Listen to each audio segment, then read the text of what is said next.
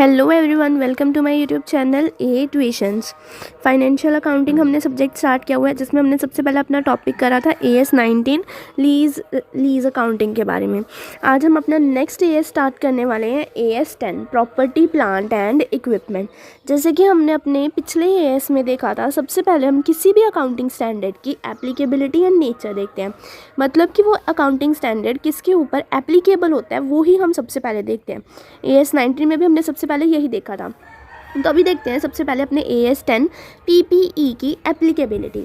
It is applicable from 10/4/2016 as per companies amendment rules 2016 with effect from 30/3/2016। क्या कह रहे हैं, ये आपको डेट बता रहे हैं कि आपका AS10 कब से एप्लीकेबल हुआ था, कब बना था, वो सब चीज़ें बता रहे हैं आपको। तो AS10 एप्लीकेबल हुआ था 10 अप्रैल 2016 को। कंपनीज अमेंडमेंट रूल के थ्रू इसे लाया गया था। 2016 में कंपनीज अमेंडमेंट रूल निकाले गए थे 30/3/2016 को, जिसमें उन्होंने AS10 के बारे में लिखा था कि आज से AS10 एप्लीकेबल होगा। पर ये एप्लीकेबल कब से हुआ था? 10/4/2016 को। बस ये डेट रख लेना कि AS10 कब से एप्लीकेबल हुआ था, ये MCQ में आ सकता है, इसे हाईलाइट बस कर लेना। Previously AS10 fixed assets and AS6 depreciation is now withdrawn and a new AS10 is formed for PPE। क्या कह रहे हैं कि पहले ना आपके पास दो AS होते थे।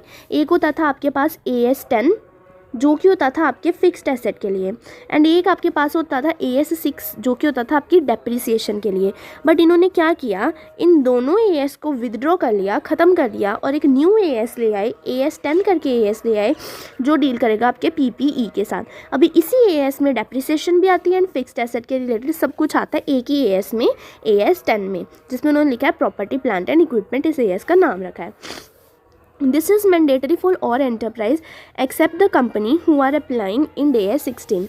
AS10 हर कंपनी के लिए मैंडेटरी है कंप्लाई करना, बट कुछ अगर ऐसी कंपनी है जो कि इंड AS फॉलो करती है तो उस केस में वो AS क्यों फॉलो करेगी, वो तो इंड AS फॉलो करेगी ना। तो उनके लिए इंड AS16 है जो प्रॉपर्टी प्लांट एंड इक्विपमेंट के लिए बना हुआ है, बट अकाउंटिंग स्टैंडर्ड 10 है जो प्रॉपर्टी प्लांट एंड इक्विपमेंट के लिए बना हुआ है। इंड AS आप अपने फाइनल में देखते हो, इस बार न्यू सिलेबस में तो इंड AS आपके कॉर्पोरेट अकाउंटिंग में भी थोड़े बहुत हैं, वहाँ भी आप देखोगे, उनकी इंट्रोडक्शन होगी कि आखिरकार होते क्या है ये सब।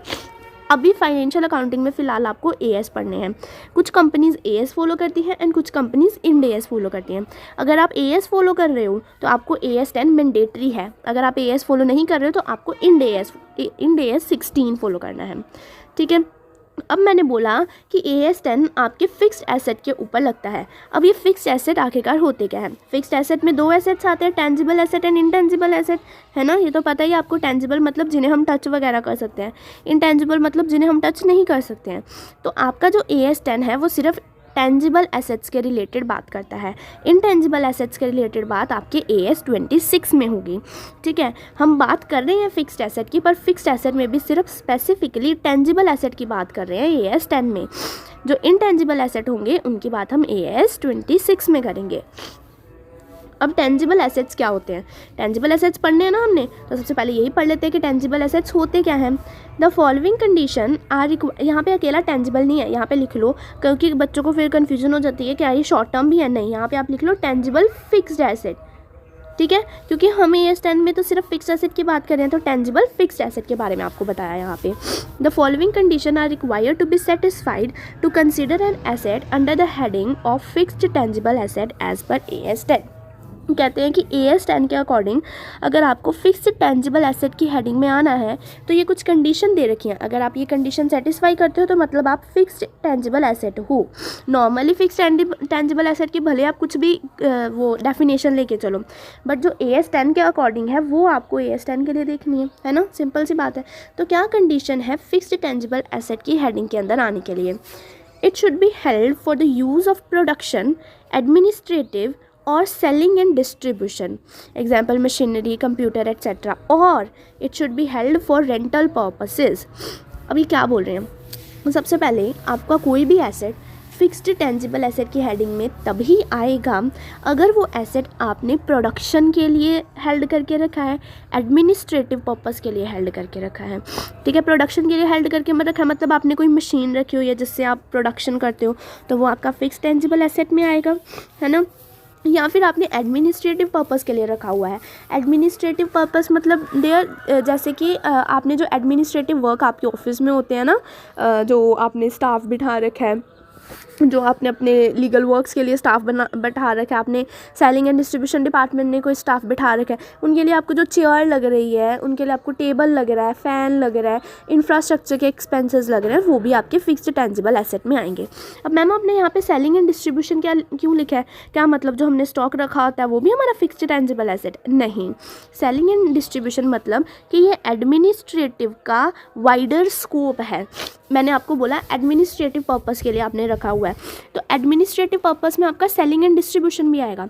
आपने अगर कोई एसेट रखा हुआ है सामान बेचने के लिए, जैसे आपने ट्रक रखा है ट्रांसपोर्टेशन के लिए, सेलिंग एंड डिस्ट्रीब्यूशन के लिए आपने ट्रक रखा हुआ है ना, तो वो भी आपका फिक्स्ड टेंजिबल एसेट में आएगा। यहाँ पे सेलिंग एंड डिस्ट्रीब्यूशन का ये मतलब है। ठीक है, फर्स्ट कंडीशन क्या है हमारे पास, हमें ना ये तीन कंडीशन सेटिस्फाई करनी है तो ही हमारा जो एसेट है वो फिक्स्ड टेंजिबल एसेट की हेडिंग में आएगा। फर्स्ट कंडीशन क्या है, आपने एसेट अपनी प्रोडक्शन के लिए रखा है या एडमिनिस्ट्रेटिव या सेलिंग एंड डिस्ट्रीब्यूशन पर्पस के लिए रखा है, या आपने एसेट रेंटल पर्पस के लिए रखा है। रेंटल पर्पस मतलब मैंने एसेट खरीद के रखा है कि मैं इसे रेंट पे दूंगी लोगों को, या तो लीज्ड एसेट रखा है या तो इन्वेस्टमेंट प्रॉपर्टी रखी है। लीज्ड एसेट मतलब मैंने जैसे आपको लीज अकाउंटिंग में बताया, मैंने एक एसेट रखा है, मैं इसको लोगों को लीज पर्पस के लिए देती हूँ तो ये मेरा फिक्स्ड टेंजिबल एसेट है। या मैंने इन्वेस्टमेंट प्रॉपर्टी रखी है, मतलब मैंने प्रॉपर्टी में इन्वेस्ट करके रखा हुआ है, मैंने एक प्लॉट खरीद के रखा हुआ है या मैंने एक बिल्डिंग खरीद के रखी हुई है और ये मैं लोगों को रेंट पे देती हूँ, तो ये भी मेरा फिक्स्ड टेंजिबल एसेट की हेडिंग में आ जाएगा।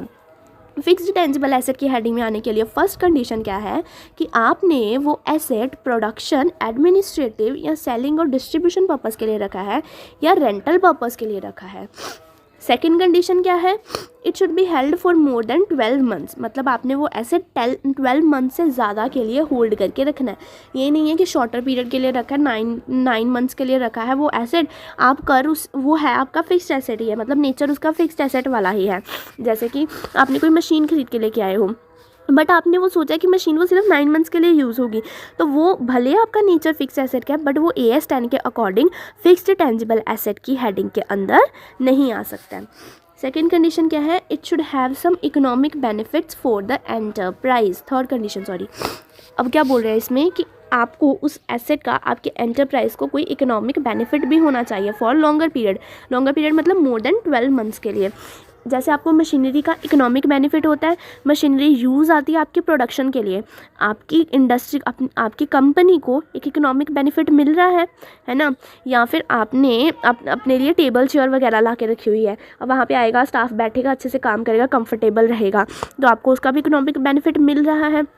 तो अगर आपको फिक्स्ड टेंजिबल एसेट की हेडिंग के अंदर आना है तो 3 कंडीशन है, आपको ये तीनों कंडीशन सेटिस्फाई करोगे तो ही आप फिक्स्ड टेंजिबल एसेट की हेडिंग के अंदर आओगे। अगर तीनों में से एक भी नहीं की तो आप उसकी हेडिंग के अंदर नहीं आ पाओगे। फर्स्ट कंडीशन क्या है कि आपने वो एसेट प्रोडक्शन, एडमिनिस्ट्रेशन या फिर सेलिंग डिस्ट्रीब्यूशन पर्पस के लिए रखा है या फिर रेंटल पर्पस के लिए रखा है, देन उस एसेट से आपको कोई ना कोई इकोनॉमिक बेनिफिट होता है और वो मोर देन 12 मंथ्स के लिए आपने होल्ड करके रखा है, तो वो आपका एसेट आ जाएगा फिक्स्ड टेंजिबल एसेट की हेडिंग के अंदर। ठीक है, समझ आ गया। सबसे पहला ही हमने क्या पढ़ा अभी तक, हमने ये पढ़ा कि AS 10 किसके ऊपर एप्लीकेबल होता है। सबसे पहले हमने पढ़ा कि 2 AS को विदड्रॉ करके एक न्यू AS बनाया गया है जिसे हमने AS 10 PPE का नाम दिया है। फिर हमने पढ़ा कि AS 10 किसके ऊपर एप्लीकेबल होता है, फिक्स्ड टेंजिबल एसेट के ऊपर एप्लीकेबल होता है। तो फिर हमने फिक्स्ड टेंजिबल एसेट की डेफिनेशन पढ़ ली कि कौन से एसेट फिक्स्ड टेंजिबल एसेट के अंदर आते हैं। अब नेक्स्ट पढ़ेंगे asset does not cover under AS 10। अब ऐसे कौन से एसेट हैं जो कि AS 10 के अंडर कवर नहीं होते हैं। As per the provision of AS 10, the following assets are not covered under the scope of PPE. AS10 के अकॉर्डिंग ये फॉलोइंग एसेट्स हैं जो कि PPE के अंदर कवर नहीं होते हैं। कौन से एसेट हैं? Biological asset and wasting asset. Biological asset और वेस्टिंग एसेट जहाँ पे आपको दिख गए मतलब उसके ऊपर AS10 एप्लीकेबल नहीं होगा। क्वेश्चन में आपको घुमाने के लिए बायोलॉजिकल एसेट दे देगा या वेस्टिंग एसेट दे देगा और आपको पूरी डिटेल बता देगा और बोल देगा AS10 के अकॉर्डिंग डेप्रिसिएशन कैलकुलेट करके बताओ, तो वो आपको सिर्फ एक लाइन लिख के आनी है कि वेस्टिंग एसेट्स और बायोलॉजिकल एसेट्स के ऊपर AS10 एप्लीकेबल नहीं होता है। बच्चे भाव में आके पूरा का पूरा क्वेश्चन सॉल्व कराते हैं, फिर वो गलत हो जाता है। ठीक है, तो दो एसेट्स हैं, biological asset and wasting asset, जिसके ऊपर आपका AS10 एप्लीकेबल नहीं होता है। अब वेस्टिंग एसेट का मतलब क्या होता है? वेस्टिंग एसेट मतलब बच्चे वैसे एसेट्स जो कि ना टाइम पीरियड के साथ ना वेस्ट हो जाते हैं, मतलब वो ना कुछ शॉर्ट ड्यूरेशन के लिए यूज़ किए जा सकते हैं, of course more than 1 year के लिए यूज़ किए जाते हैं, बट ना उनका टाइम पीरियड बहुत कम होता है, उनकी ग्रेजुअली वैल्यू ना डिक्रीज़ होती जाती है, मतलब जैसे जैसे आप उसे यूज़ करते जाओगे उनकी वैल्यू घटती जाएगी। एक टाइम आएगा जब वो टोटली ज़ीरो हो जाएंगे, अब आपको उन एसेट्स में से कुछ नहीं मिलेगा, उन्हें कहते हैं हम वेस्टिंग एसेट। जैसे कि एग्जांपल लो ऑयल वेल्स, जहाँ से हम कुएं के कह रही हूँ, तेल के कुएं होते हैं ना, वहाँ से आप तेल निकालते जाओगे और एक टाइम आएगा जब उसमें से तेल ख़त्म हो जाएगा, फिर आपको उस कुएं में से कुछ नहीं मिलेगा। तो जैसे जैसे आप उसमें से तेल निकाल रहे हो, ऑयल वेल्स में से, उसकी वैल्यू डिक्रीज़ होती जा रही है, जो लाइफ में कभी भी नहीं बढ़ेगी, उसकी पूरी लाइफ में वो वैल्यू नहीं बढ़ेगी, उसे हम कहते हैं वेस्टिंग एसेट। नेक्स्ट एग्जांपल हम यहाँ पे ले सकते हैं माइंस की। कोल माइंस होती हैं, अब जैसे वहाँ से आप कोल निकालते जाओगे उसकी वैल्यू कम होती जाएगी, एक टाइम आएगा कि आपको उस खदान में से कोई कोल नहीं मिलेगा। ये सब होते हैं आपके वेस्टिंग एसेट में। नेक्स्ट आपके पास बायोलॉजिकल एसेट्स। बायोलॉजिकल मतलब जिनकी लाइफ होती है, जैसे कि लिविंग एनिमल्स, ट्रीज, प्लांट्स, अब इन सब की लाइफ होती है, जीते जागते सांस लेते होते हैं ये, तो बायोलॉजिकल एसेट्स में आते हैं living animal, trees and plants. अब यहाँ पे एक बात लिखी है, एक्सेप्ट बेयरर प्लांट्स, मतलब कि AS10 मैं क्या बोल रही हूँ कि AS10 biological assets and wasting assets के ऊपर नहीं लगेगा। बायोलॉजिकल एसेट्स में क्या चीज़ें आती हैं? Living animals, trees and plants, but यहाँ पे उन्होंने लिख दिया biological assets means living animals, trees and plants except bearer plants, मतलब बायोलॉजिकल एसेट की डेफिनेशन में आपके बेयरर प्लांट्स नहीं आते हैं। ये जो बेयरर प्लांट्स होते हैं ना, इन्हें हम बायोलॉजिकल एसेट्स नहीं कहते हैं। तो मतलब बेयरर प्लांट्स के ऊपर AS10 लगेगा? जी हाँ लगेगा। मैंने क्या बोला? AS10 बायोलॉजिकल एसेट्स के ऊपर नहीं लगेगा, बट बेयरर प्लांट्स तो बायोलॉजिकल एसेट्स में आते ही नहीं है, तो मतलब बेयरर प्लांट्स के ऊपर AS10 एप्लीकेबल होगा। इसके बेयरर प्लांट्स के ऊपर AS10 एप्लीकेबल होगा। आप भी अपने नोट्स में ऐसे टिक लगा लेना। अब बेयरर प्लांट्स का मतलब क्या होता है? हमने देख तो लिया कि बेयरर प्लांट्स के ऊपर AS10 एप्लीकेबल होगा। बायोलॉजिकल प्लांट्स का मतलब देखा, अब हम देखेंगे बेयरर प्लांट्स का मतलब क्या होता है। They are trees which are held for agriculture purpose for more than 12 months. Example mango, apple trees, coconut trees, etc. Bearer plants मतलब ऐसे plants होते हैं ना जिनसे हम एग्रीकल्चर प्रोड्यूस लेते हैं। अब देखो, जैसे कि ये मैंगो ट्री है, अब मैंगो ट्री के ऊपर मैंगो लगेंगे, यहाँ एप्पल ट्री के ऊपर एप्पल लगेंगे, हम ये तोड़ के बेचेंगे, है ना। ये जो ट्री है ये तोड़ के तो नहीं ना बेचेंगे। तो बेयरर प्लांट्स मतलब ऐसे प्लांट्स जो हमें एग्रीकल्चर प्रोड्यूस देते हैं, हम उसके प्रोड्यूस को मार्केट में बेचते हैं, पर कभी भी उस प्लांट को प्लक करके हम मार्केट में नहीं बेचते हैं, उसे हम कहते हैं बेयरर प्लांट्स। वैसे जैसे mango, Apple tree, coconut tree, आप इनके एग्रीकल्चर प्रोड्यूस को इनसे अलग करके बेच रहे हो ना, तो ये आपके बेयरर प्लांट्स में आते हैं। और मेन बात, ये फॉर मोर देन 12 मंथ्स के लिए होल्ड किए जाते हैं। आपने मैंगो ट्री लगाया है तो आपका क्या इंटेंशन है? एक बार इससे आप मैंगो तोड़ोगे, बेचोगे, बस बात खत्म? नहीं, काफ़ी टाइम के लिए आप उससे मैंगो उतारोगे, बेचोगे, वो मोर देन 12 मंथ्स चलेंगे आपके, उन्हें हम कहते हैं बेयरर प्लांट्स। आप कभी भी उस एग्रीकल्चर प्रोड्यूस जो आपको एग्रीकल्चर बना के दे रहा है, जैसे कि मैंगो ट्री, उस मैंगो ट्री को आप तोड़ के नहीं बेचोगे। हाँ, एक टाइम आएगा जब आप उस ट्री को भी बेच के तोड़ के बेचोगे, पर पहले तो काफ़ी टाइम तक, मोर देन 12 मंथ्स आपने उसका यूज़ किया ना, लॉन्गर पीरियड के लिए उसके एग्रीकल्चर प्रोड्यूस का यूज़ किया, तो वो बेयरर प्लांट्स में आएंगे। हर ट्री को कभी ना कभी तोड़ के तो बेचना ही है। अब जैसे कि यहाँ पे एग्जांपल ले लो बनाना ट्री की। आपको पता है बनाना ट्री में एक ऐसा ट्री होता है जहाँ पे एक बार बनाना लगता है, हम बनाना तोड़ते हैं, बात ख़त्म, उसके बाद उसके ऊपर दोबारा बनाना नहीं लगता है ना। तो बनाना ट्री से एक बार हमने बनाना तोड़ लिया, अब ये भी आप कहोगे बेयर प्लांट है, बट बनाना ट्री कभी भी बेयर प्लांट में नहीं आता है, क्योंकि उसके ऊपर एक बार बनाना लगा, उसने आपको एग्रीकल्चर प्रोड्यूस दिया और आपने उस एग्रीकल्चर प्रोड्यूस को मार्केट में बेचा, आपने ट्री को नहीं उखाड़ा। बट जब एक बार आपने उसे बनाना तोड़ लिए तो दोबारा उस पर बनाना नहीं उगेंगे।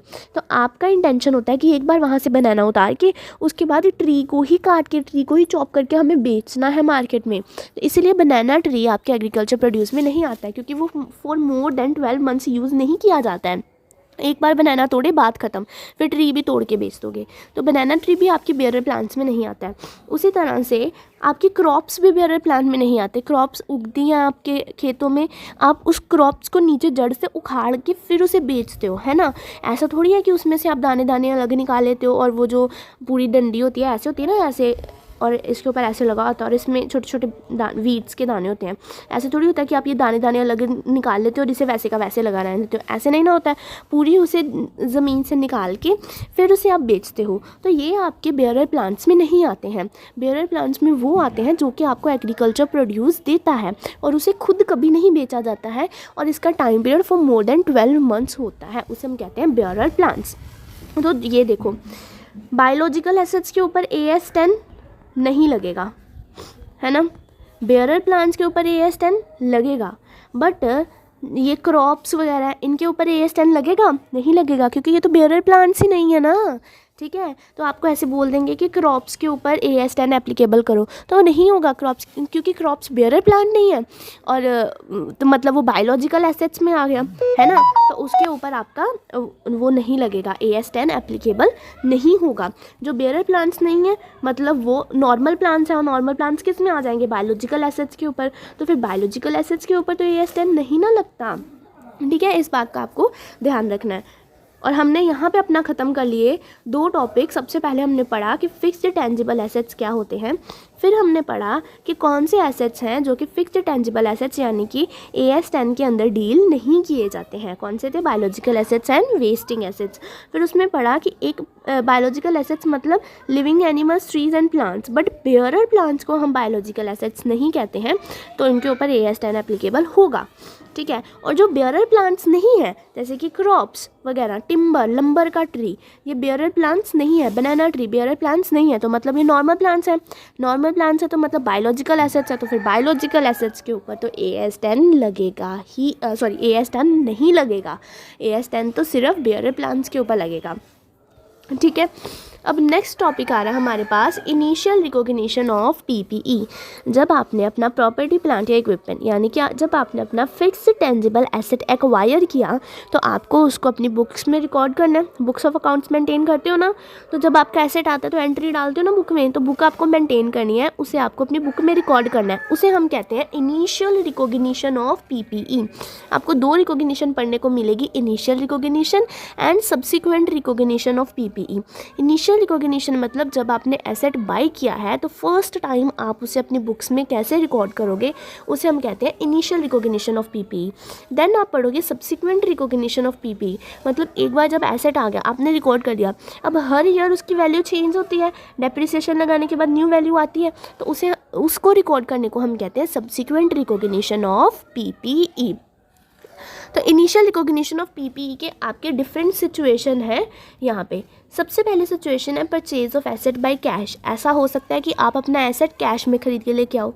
देन सेल्फ कंस्ट्रक्टेड एसेट, ऐसा भी हो सकता है कि आप अपना एसेट खुद बनाओ, आपको जो मशीन चाहिए वो आप खुद बनाओ। अब समटाइम्स बच्चे यहाँ पे सेल्फ कंस्ट्रक्टेड एसेट पढ़ के ना कन्फ्यूज़ हो जाते हैं, कहीं यहाँ पे गुडविल की तो बात नहीं कर रहा। गुडविल बेटा इंटेंजिबल एसेट में आते हैं, और मैंने बोला था AS10 इंटेंजिबल एसेट के साथ डील नहीं करता है। तो सेल्फ कंस्ट्रक्टेड एसेट मतलब आपने खुद एसेट बना लिया है, आप बाजार से नहीं खरीद के लेके आए, तो उसकी वैल्यू आप बुक में क्या रिकॉर्ड करोगे, क्या वैल्यू से। Purchase of asset by cash वो तो सिंपल है, जितने का खरीद के लेके आए उतने का रिकॉर्ड कर दोगे। सेल्फ कंस्ट्रक्टेड एसेट का कैसे रिकॉर्ड करोगे वो सीखेंगे। हायर परचेज पे आप एसेट लेके आए हो, उसको कैसे रिकॉर्ड करेंगे। एक्सचेंज ऑफ एसेट किया है, आपने अपना ओल्ड एसेट दे के न्यू एसेट लेके आए हो, उसको कैसे रिकॉर्ड करेंगे। And some clarification of PPE, then आप पढ़ोगे कि PPE के रिगार्डिंग कुछ क्लैरिफिकेशन है इनिशियल रिकॉग्निशन के रिगार्डिंग, वो आप देखोगे। तो सबसे पहला हम अपना केस देखते हैं, purchase of asset by cash. थोड़ा आपको डिस्टर्ब हो रहा होगा, स्नीजिंग की आवाज़ आ रही होगी बार बार। एक्चुअली मेरी तबीयत ठीक नहीं है, इसीलिए वीडियोस भी नहीं अपलोड हो पा रही थी, तो थोड़ा सा एडजस्ट कर लेना बेटा बस। तो हम अपना टॉपिक ही स्टार्ट करते हैं, purchase of asset by cash. मतलब आप अब एसेट ना बाज़ार से कैश में ख़रीद के लेके आए हो, ठीक है। तो उस केस में आप अपनी बुक्स में इनिशियल रिकॉग्निशन कैसे करोगे, कैसे स्टेटमेंट बनाओगे। तो आपको दो चीज़ें दी हैं, items included in cost of PPE, items excluded in cost of PPE. Items जो आपकी पीपीई की कॉस्ट में इंक्लूड होंगी और कुछ ऐसे आइटम जो आपकी पीपीई की कॉस्ट में एक्सक्लूड होंगी। जब आप एसेट खरीद के लेके आए हो, आप उसके ऊपर कितने तरह के खर्चे करते हो, तो क्या हम वो सारे के सारे खर्चे अपने एसेट की कॉस्ट में ऐड करेंगे या कुछ खर्चे ऐड करेंगे। तो वो हमें बताएंगे कि कौन से वाली आइटम्स आपको इंक्लूड करनी है कॉस्ट ऑफ पीपीई में एंड कौन सी वाली आइटम्स आपको एक्सक्लूड करनी है कॉस्ट ऑफ पीपीई से। तो सबसे पहले आपके पास statement showing cost of PPE, इसमें आपको आइटम्स मिल जाएंगी जो कि आपको अपनी कॉस्ट ऑफ पीपीई में इंक्लूड करनी है। सबसे पहले तो परचेज प्राइस तो आपका आएगा ही जितने में आप अपना एसेट खरीद के लेके आए हो। नेक्स्ट आप इसमें ऐड करोगे इंपोर्ट ड्यूटीज़। अगर आप फॉरेन कंट्री से एसेट खरीद के लेके आए हो तो आपको कुछ इंपोर्ट ड्यूटीज़ भी पे करनी पड़ती हैं, वो इंपोर्ट ड्यूटीज़ भी आप अपनी कॉस्ट ऑफ एसेट में ऐड करोगे। देन आप ऐड करोगे non refundable taxes and duties, कुछ ऐसे टैक्सेस एंड ड्यूटीज़ जो कि रिफ़ंड नहीं हो सकती हैं। अब ना कुछ ऐसे टैक्स होते हैं जो कि आप एक टाइम पे कर दो बट वो आपको रिफ़ंड हो जाती हैं, जैसे जीएसटी। जीएसटी का क्या होता है, आपने अभी जीएसटी पे की बट आप बाद में वो कस्टमर से वसूल लोगे, है ना, इनडायरेक्टली कस्टमर से आपको मिल जाती है, तो वो आपको टैक्स रिफ़ंड होता है। तो जीएसटी रिफंडेबल टैक्स होता है। तो जीएसटी इसमें ऐड नहीं होगी, इसमें कौन से ऐड होंगे, नॉन रिफंडेबल, मतलब वो तो आपकी कॉस्ट हो गई, अब वो आपको मिल नहीं रहा है। जीएसटी का क्या है, मैं यहाँ से एसेट खरीद के लेके आई, मेरे को 10,000 रुपये जीएसटी पड़ गई, ये मेरी मशीन है। बाद में मैंने ये मशीन किसी और को बेच दी, तो ये जो दूसरे पर्सन को मैंने मशीन बेची, इससे मैं ये 10,000 वापस ले लूँगी ना जीएसटी का, क्योंकि मैंने बेयर किया है। अब मैं इससे वसूल लूँगी 10,000 जीएसटी का, तो ये मेरा रिफंडेबल टैक्स हो गया। तो ये तो मेरे को कॉस्ट पड़ी नहीं ना, तो मैं इसे क्यों कॉस्ट ऑफ पीपीई में ऐड करूँ। बट नॉन रिफंडेबल टैक्स मतलब वो मैं अपना वापस नहीं वसूल सकती हूँ, तो वो तो आपकी कॉस्ट पड़ गई, तो वो तो आप कॉस्ट ऑफ पीपीई में ऐड करोगे, ठीक है। Purchase price, import duties, non refundable taxes and duties. Then आप ऐड करोगे अदर एक्सपेंसेस। अदर एक्सपेंसेस जैसे कि कौन से एक्सपेंसेस, ट्रांसपोर्टेशन कॉस्ट, यहाँ से यहाँ पे लाने के लिए आपको ट्रक का खर्चा लगा, जो भी खर्चा लगा है वो आप ट्रांसपोर्टेशन कॉस्ट ऐड करोगे of course cost of PPE में। लोडिंग अनलोडिंग चार्जेस, मशीन इतनी बड़ी थी, ट्रक से ऐसे ही थोड़ी ना उतर जाएगी, कुछ वर्कर्स लगेंगे, कुछ वो वर्कर्स कुछ सामान यूज़ करेंगे, तो वो सारे expenses, loading unloading charges. Installation charges, अब मशीन को इंस्टॉल भी करना पड़ता है ना, कुछ मशीन्स ऐसी होती हैं जो कि हम इंस्टॉल नहीं कर सकते हैं, उनके पार्ट्स सेट करने पड़ते हैं, वो पार्ट्स में आती है, बाद में आपको वो मशीन सेट करवानी पड़ती है एक्सपर्ट्स से, तो इंस्टॉलेशन चार्जेस भी ऐड करोगे।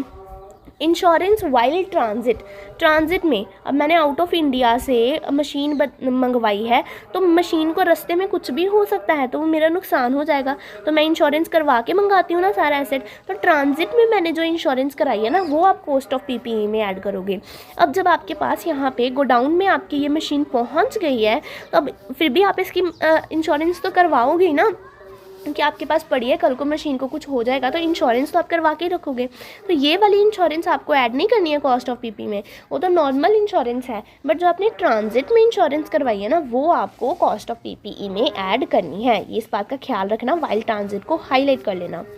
प्रोफेशनल फ़ीस अगर आपने कोई पे की है, वो भी आप कॉस्ट ऑफ पीपीई में ऐड करोगे। स्टार्टअप एंड कमीशनिंग कॉस्ट भी आप अपनी पीपीई में ऐड करोगे। जो स्टार्टअप कॉस्ट लगती है, मतलब आप कुछ प्रोडक्ट एज अ डेमो निकालते हो देखने के लिए कि मशीन अच्छा वर्क कर रही है कि नहीं कर रही है, उसमें कुछ प्रोडक्ट आपके ख़राब भी निकल सकते हैं, तो वो आपको स्टार्टअप कॉस्ट पड़ रही है। मशीन स्टार्ट करने से पहले आपको जितनी भी कॉस्ट पड़ रही है ना, वो सारी कॉस्ट आपकी कॉस्ट ऑफ पीपीई में ऐड होती ही है, ठीक है। इसमें आपकी मटेरियल की कॉस्ट लगेगी, आपने प्रोडक्ट बनाना तो आपने मटेरियल डाला होगा, लेबर लगाई होगी, कुछ ओवरहेड्स लगाए होंगे, माइनस कर देना स्क्रैप। क्योंकि अगर ये देखो, मैंने अपनी ये मशीन चेक करनी थी, तो मैंने इसमें मटेरियल डाला, प्रोडक्ट बनाना है, ऑफ कोर्स मटेरियल डलेगा, लेबर यहाँ पे इसके ऊपर काम करेगी, कुछ ओवरहेड एक्सपेंसेस लगेंगे, मतलब ये मशीन चलेगी तो मेरी इलेक्ट्रिसिटी बिल वगैरह आएगा, तो ये मेरा प्रोडक्ट बन गया, ये मशीन से मेरा प्रोडक्ट निकल गया बाहर। अब क्या पता ये प्रोडक्ट मेरा वेस्ट निकले, मशीन चेक कर रही थी, ये मेरा प्रोडक्ट वेस्ट निकल गया, अब मैं इसे मार्केट में बेच भी नहीं सकती हूँ, तो ये मेरा कॉस्ट हो जाएगी मशीन को स्टार्ट करने की। तो ये हम कॉस्ट ऑफ पीपीई में ऐड कर देंगे, मटेरियल, लेबर, ओवरहेड, सारे एक्सपेंस ऐड कर देंगे। बट अब ये जो मेरा प्रोडक्ट वेस्ट निकला है, ये कम से कम भंगार में तो बिकेगा ही ना। तो स्क्रैप सेल जो मुझे मिल रही है, सोचो मेरी मटीरियल की लगी थी 50 रुपये कॉस्ट, लेबर की लगी 50 रुपये कॉस्ट एंड ओवरहेड की लगी 50 रुपये कॉस्ट, 150 आ गई मेरी कॉस्ट। बट मैंने जब ये बेकार मटीरियल, बेकार प्रोडक्ट अपना मार्केट में बेचा ना, स्क्रैप में बेचा भंगार में, तो मुझे 50 रुपीज़ मिल गए। तो मेरी कॉस्ट कितनी लगी? सिर्फ 100 रुपीज़ लगी ना। तो आप कॉस्ट ऑफ पीपीई में कमीशनिंग कॉस्ट या स्टार्टअप कॉस्ट के नाम पे सिर्फ 100 रुपीज़ ही ऐड करोगे। देन साइट प्रिपरेशन एक्सपेंसेस, जहाँ पे आप मशीन लगाना चाहते हो तो उस साइट को प्रिपेयर भी तो करना पड़ेगा ना। सोचो आपकी मशीन बहुत बड़ी है, तो आपने एक प्लॉट खरीद के रखा है, अब उस प्लॉट के ऊपर बहुत गंदा था, लोग कचरा वगैरह फेंकते थे, घास फूस बहुत उगी हुई थी, तो वो आपने वो प्लॉट साफ़ करवाया, लेबर लगवा के वहाँ पे सारी मिट्टी वगैरह सही करवाई, तो वो आपको साइट को प्रिपेयर करने के लिए एक्सपेंसेस लगे हैं, तो वो भी ऐड होंगे। Any other expenses required for bringing PPE in their present condition या location, कोई भी आप एक्सपेंस कर रहे हो अपने PPE को अच्छे से स्मूथली वर्क करवाने के लिए, वो सारे एक्सपेंसेस आपके कॉस्ट ऑफ PPE में ऐड हो जाएंगे। देन आप ऐड करोगे present value of decommissioning cost, cost of disposal या कॉस्ट ऑफ रिमूवल। देन आपको क्या इसमें ऐड करना, आपकी डीकमिशनिंग कॉस्ट की प्रेजेंट वैल्यू। आपने जब एसेट इंस्टॉल करते हो ना, तो साथ साथ में ना आप एक प्रोविज़न बनाने शुरू कर देते हो कि जब हम इस एसेट को डिस्पोज करेंगे तो इसकी क्या कॉस्ट लगने वाली है। अब मैंने एसेट फिक्स करवाया, मैंने कितनी सारी लेबर बुलवा के एसेट फिक्स करवाया था। एसेट ना कोई मशीन मेरी छोटी मोटी नहीं थी, बहुत बड़ी मशीन थी, तो उसको लगाने के लिए मशीन को बहुत काम लगा। ये मशीन को फिक्स कर देते हैं, मशीन के अंदर फिक्स कर दिया, मैंने ऐसी मशीन मंगवाई है। तो जब ये मशीन ख़त्म हो जाएगी, ख़राब हो जाएगी, तो इस मशीन को निकालने की भी तो कॉस्ट लगेगी ना, तो उसे हम कहते हैं डीकमिशनिंग कॉस्ट। तो जो लास्ट मतलब सोचो 10 सालों बाद मुझे डीकमिशनिंग कॉस्ट लगने वाली है 50,000। ठीक है, 10 सालों बाद मेरा एसेट, मैंने एस्टिमेट किया 10 सालों बाद ये एसेट ख़राब हो जाएगा और तब मुझे इसे हटाने की कॉस्ट लगेगी 50,000। तो इस 50,000 की आज क्या वैल्यू है, 10 साल पहले मतलब आज के टाइम पे क्या वैल्यू है, वो हम डीकमिशनिंग कॉस्ट के नाम पे ऐड करेंगे अपनी कॉस्ट ऑफ पीपीई में। ठीक है, ये एंट्री में बाद में आती हूँ, पहले मैं आपको बता दूँ आइटम्स टू बी एक्सक्लूडेड। अब ऐसी कौन सी आइटम्स है जो कि आपकी कॉस्ट ऑफ पीपीई में ऐड नहीं होंगी। Inauguration cost for opening a new business, आपने अपना न्यू बिजनेस खोला है, आप उसके लिए मशीन्स वगैरह मंगा रहे हो और आपने बोला कि मैंने ना इनॉग्रेशन एक्सपेंसेस भी किए हैं। मैंने क्या बोला, जब तक आपकी मशीन स्टार्ट नहीं हो जाती है तब तक आप जितने भी एक्सपेंस कर रहे हो वो सारे एक्सपेंसेस आपके कॉस्ट ऑफ पीपीई में ऐड होंगे, जब तक आपकी मशीन स्मूथली वर्क करने के लिए स्टार्ट नहीं हो जाती है। पीछे हम सारे एक्सपेंसेस देख के आए कौन कौन से एक्सपेंसेस होते हैं। इसके अलावा भी बहुत सारे एक्सपेंसेस होते हैं, आपको जो लगे एक्सपेंस की जब तक मशीन स्टार्ट नहीं हो रही है वो एक्सपेंस आपको दिख रहा है, तो वो आप कॉस्ट ऑफ पीपीई में ऐड कर दो। बट अगर आप ये बोलो कि मैंने ना न्यू बिजनेस स्टार्ट किया है इसलिए मैं इनॉग्रेशन एक्सपेंसेस कर रही हूँ, मतलब मैंने ये रिबन वगैरह लगाया, रिबन कटिंग होगी, लोगों के लिए खाना वगैरह किया, पूजा वगैरह की, तो ये भी मेरी मशीन स्टार्ट होने से पहले के किए हुए एक्सपेंसेस हैं, ये भी मेरी कॉस्ट ऑफ पीपीई में ऐड कर लो। ऐसा होगा नहीं, वो ज़रूरी नहीं था। आपके एसेट को स्टार्ट करने के लिए जो एक्सपेंसेस ज़रूरी है ना वो आपको लेने हैं। ये इनॉग्रेशन एक्सपेंसेस क्या ज़रूरी हैं? हमने आपको कहा था ये रिबन काटो, खाना वगैरह खिलाओ, लोगों को पूजा वगैरह कराओ, हमने नहीं कहा था। तो ये इनॉग्रेशन के एक्सपेंसेस आप ऐड नहीं करोगे। Advertising for a new product, आपने अपने न्यू प्रोडक्ट को एडवर्टाइज़ करवाया, मतलब आपने अपनी मशीन से ना कुछ फालतू के प्रोडक्ट निकाले, मतलब अच्छे प्रोडक्ट निकाले, बट वो प्रोडक्ट आप बेचोगे नहीं, आप एडवर्टीज़मेंट के लिए बेचोगे, एडवर्टीज़मेंट के लिए रखोगे, मतलब वो फ्री में लोगों को दे दोगे एडवर्टाइज़ करने के लिए, अपने बिज़नेस को एडवर्टाइज़ करने के लिए। तो क्या कहोगे, आपके वो जो प्रोडक्ट की कॉस्ट है आप अपनी कॉस्ट ऑफ पीपीई में ऐड करोगे? नहीं, जो मैंने आपको प्रोडक्ट के ऊपर एग्जांपल दी थी वो प्रोडक्ट वो थे जो वेस्ट हो गए, मशीन को चेक करने के लिए जो प्रोडक्ट वेस्ट हो गए ना वो आप कॉस्ट ऑफ पीपीई में ऐड करोगे। बट आपने जो अपने बिज़नेस को एडवर्टाइज़ करने के लिए प्रोडक्ट बनाए हैं ना वो आप फ्री में भले लोगों को दो, हमने नहीं कहा है, वो आपकी कॉस्ट ऑफ पीपीई में ऐड नहीं होंगे, क्योंकि ये एडवर्टीजमेंट एक्सपेंस आपकी मशीन को काम में करवाने के लिए ज़रूरी नहीं है, मशीन तो काम कर चुकी। स्टाफ ट्रेनिंग कॉस्ट, आपने स्टाफ की ट्रेनिंग करवाई कि मशीन को कैसे यूज़ करना है। यहाँ पे थोड़ा थोड़ा बच्चों का पॉइंट ऑफ व्यू जाता है कि मैम ये भी तो मशीन चलाने के लिए ज़रूरी एक्सपेंस है। जब तक स्टाफ को पता ही नहीं होगा कि ये मशीन चलेगी कैसे, तो मशीन पे काम नहीं होगा, तो ये भी मशीन चलाने के लिए ज़रूरी एक्सपेंस है। बट नहीं बेटा, ये आपका कॉस्ट ऑफ पीपीई में ऐड नहीं होगा। ये मशीन को चलाने के लिए ज़रूरी एक्सपेंस नहीं है। मशीन तो ऐसे भी चलेगी, स्टाफ को काम आए ना आए मशीन चल सकती है। आप स्किल्ड स्टाफ बाहर से बुला लाओ, है ना। मैंने बोला मशीन को वर्किंग पे लगाने के लिए, मशीन अपना वर्क करने के लिए अब रेडी हो चुकी है, स्टाफ को नहीं आता वो अलग बात है, वो आप कॉस्ट ऑफ पीपीई में ऐड नहीं कर सकते हो। Next, abnormal loss at initial stage of business. आपकी इनिशियल स्टेज ऑफ बिजनेस थी, आपको कुछ एबनॉर्मल लॉस हुआ, स्टाफ इतना एक्सपीरियंस्ड नहीं था मशीन यूज़ करने के लिए, तो कुछ लॉस हो गया, आपका मटेरियल वेस्ट हो गया, लेबर आइडियल बैठी हुई थी, न्यू बिजनेस था, आपको मैनेज नहीं करना आया, तो क्या आप वो भी ऐड करोगे अपनी कॉस्ट ऑफ पीपीई में? नहीं, वो नहीं जाएगा। देन है रीलोकेशन कॉस्ट। रीलोकेशन मतलब आपने जहाँ पे पहले मशीन लगवाई थी ना, अब आप बिजनेस की सिचुएशन चेंज कर रहे हो, एक जगह से दूसरी जगह पे जा रहे हो, तो वहाँ से जो आप रीलोकेट कर रहे हो, एक जगह से मशीन निकलवा के दूसरी जगह पे लेके जा रहे हो, एक्सपेंस तो लगेंगे, बट वो आपकी कॉस्ट ऑफ पीपीई में नहीं आएगा, क्योंकि मशीन, वही बात बेटा, मशीन तो चल चुकी ना एक बार, अब हमें कुछ नहीं लेना देना, अब आप कुछ भी अपनी कॉस्ट ऑफ पीपीई में ऐड नहीं कर सकते हो। तो ये थी कुछ आइटम्स जो कि कॉस्ट ऑफ पीपीई में ऐड होंगी एंड कुछ आइटम्स जो कि ऐड नहीं होंगी। अब हमें नेक्स्ट देखनी है एंट्री कैसे होगी। ये तो हमने देख लिया ना कॉस्ट ऑफ पीपीई में क्या इंक्लूड होगा क्या नहीं इंक्लूड होगा। अब एंट्री भी तो डालनी है ना बुक में। नॉर्मल एंट्री कैसे डलती है? जब आप एसेट लेके आते हो, asset account debit to bank account, वही एंट्री डलेगी। यहाँ पे आइटम क्या आएगी वो हमने यहाँ पे देख लिया कि कौन सी क्या आएगी, कॉस्ट आपकी आएगी एसेट की। ये चीज़ें प्लस कर लेना सारी और यहाँ पे आप कॉस्ट लिख लेना। लेट्स से आपकी यहाँ पे टोटल करके 1 लाख कॉस्ट आई है, तो यहाँ पे 1 लाख लिख लेंगे। यहाँ पे तो बैंक अकाउंट में 1 लाख लिख लेंगे, बट ये जो डीकमीशनिंग की कॉस्ट है ना, इसे अलग से लिखते होते हैं, क्योंकि जो हमारा 10 साल बाद या 5 साल बाद, जितने भी साल बाद ये एक्सपेंस होने वाला है, उसके लिए आज ही हम पैसे अलग से निकाल के रख रहे हैं, तो वो क्या होता है? प्रोविज़न होता है ना वो। तो इसलिए यहाँ पे ऐसे एंट्री आएगी, asset account debit to bank account to provision for decommissioning account.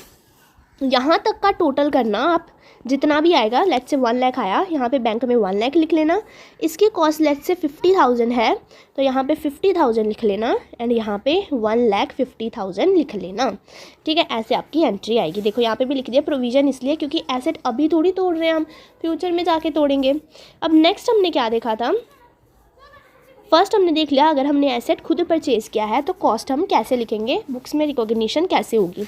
Next, अगर हम एसेट सेल्फ कंस्ट्रक्टेड कर रहे हैं, मतलब खुद से बना रहे हैं एसेट, उस केस में आप अपनी बुक्स में कैसे रिकॉग्नाइज कर सकते हो। ये देखो यहाँ पे एक एग्जांपल दे रखी है, प्रैक्टिस क्वेश्चन है, ये आपको प्रैक्टिस कर लेना है। क्वेश्चन बहुत ही सिंपल क्वेश्चन है, ठीक है। मैंने आपको PDF पहले का भेज दिया हुआ है, आई होप आपने प्रिंट आउट निकलवा लिया होगा। तो ये प्रैक्टिस क्वेश्चन आपको प्रैक्टिस कर लेना है खुद से, ठीक है। नेक्स्ट है self constructed asset. The cost which is included in self constructed asset are, कौन कौन सी कॉस्ट है? आप एसेट बना रहे हो, ऑफ कोर्स आपकी डायरेक्ट मटेरियल की कॉस्ट लगी होगी, डायरेक्ट लेबर की कॉस्ट लगी होगी, कुछ एक्सपेंसेस लगे होंगे डायरेक्ट एक्सपेंसेस, फिर कुछ ओवरहेड्स लगे होंगे। Internal profits to be eliminated, यहाँ पे आपको क्या एक पॉइंट दिया है, internal profits to be eliminated. Internal profits क्या होता है? जैसे ये देखो, ये है मेरा मटेरियल डिपार्टमेंट, ठीक है। अब मैं यहाँ पे एसेट बना रही हूँ, है ना, ये मुझे एसेट अपना बनाना है, तो यहाँ पे जो मटेरियल डिपार्टमेंट से मैं मटेरियल लेके आऊँगी। सोचो मटेरियल डिपार्टमेंट ने जो मटेरियल डिपार्टमेंट ऑफ कोर्स बाहर से मटेरियल खरीद के लेके आया होगा, तो सोचो मटेरियल डिपार्टमेंट बाहर से मटेरियल खरीद के लेके आया 10,000 का, बट अब मटेरियल डिपार्टमेंट मुझे वो मटेरियल दे रहा है एसेट बनाने के लिए, तो वो ऐसे ही नहीं मटेरियल मुझे दे देगा, वो मुझे कुछ प्रॉफिट चार्ज करके देगा, अपना मार्जिन चार्ज करके देगा। लेट्स से वो मुझे 11,000 का मटेरियल दे रहा है, तो ये इंटरनल प्रॉफिट है ना, मतलब इंटरनल प्रॉफिट मतलब मेरे घर का प्रॉफिट है, मेरी ही तो ऑर्गेनाइजेशन है, आपस में डिपार्टमेंट प्रॉफिट चार्ज कर रहे हैं, पैसा तो मेरे पास ही रह रहा है। जैसे देखो इंटरनल प्रॉफिट क्या, आपको मैं नॉर्मल लेमैन लैंग्वेज में बताती हूँ क्या होता है। मैं मेरे ना फादर है यहाँ पे, ठीक है, मैं उनके पास गई, मैंने उन्हें बोला कि मुझे ना एक सामान ख़रीदना है, अपना एक सामान खरीद के लेके आना है, तो मुझे ना आपसे 200 रुपीज़ चाहिए। तो फादर ने मुझे 200 रुपीज़ दे दिए, ठीक है। बाद में ये मेरे पास आ गए 200 रुपीज़, या चलो छोड़ो ये वाली एग्जांपल छोड़ो, मैं आपको दूसरी एग्जांपल लेके बताती हूँ, वो बहुत ट्रिकी एग्जांपल हो जाएगी। ये मेरे फादर हैं, ठीक है, इनके पास ना लेट्स से फ़ोन है, ठीक है, एक्स्ट्रा फ़ोन है इनके पास। मैंने बोला कि ये फ़ोन आप मुझे दे दो। मेरे फादर ने कहा ठीक है मैं तेरे को ये फ़ोन दे दूँगा, बट ये फ़ोन मैं तेरे को 11,000 में दूंगा। तूने जो अपनी पॉकेट मनी सेव करके रखी हुई है ना, वो मुझे 11,000 दे दे, ठीक है। इन्हें फ़ोन पड़ा था 10,000 का, मेरे फादर ने मुझसे 1,000 चार्ज कर लिया एक्स्ट्रा, है ना। अब मेरा भाई आया, उसने बोला कि ये मेरे को फ़ोन मेरे को दे दे, मेरे को चाहिए यार, मेरे पास फ़ोन नहीं है, तेरे पास तो ऑलरेडी एक फ़ोन है, मेरे को एक फ़ोन दे दे। हाँ, तो मैंने बोला ठीक है मैं तेरे को ये फ़ोन दे तो दूँ, पर मैंने पापा से ना ये फ़ोन 11,000 में ख़रीदा, तेरे को ये मैं फ़ोन दूँगी 12,000 में। तो यहाँ पे मैंने 1,000 का प्रॉफिट चार्ज कर लिया, ठीक है। पहला प्रॉफिट था ये, दूसरा प्रॉफिट था ये। फिर मेरे ब्रदर से ना, मेरी एक और सिस्टर है, उसने मांग लिया फ़ोन, मेरे ब्रदर ने उसे भी फ़ोन दे दिया, पर उसे मेरे ब्रदर ने फ़ोन दिया 13,000 का, 1,000 यहाँ भी फ़ोन हो गया।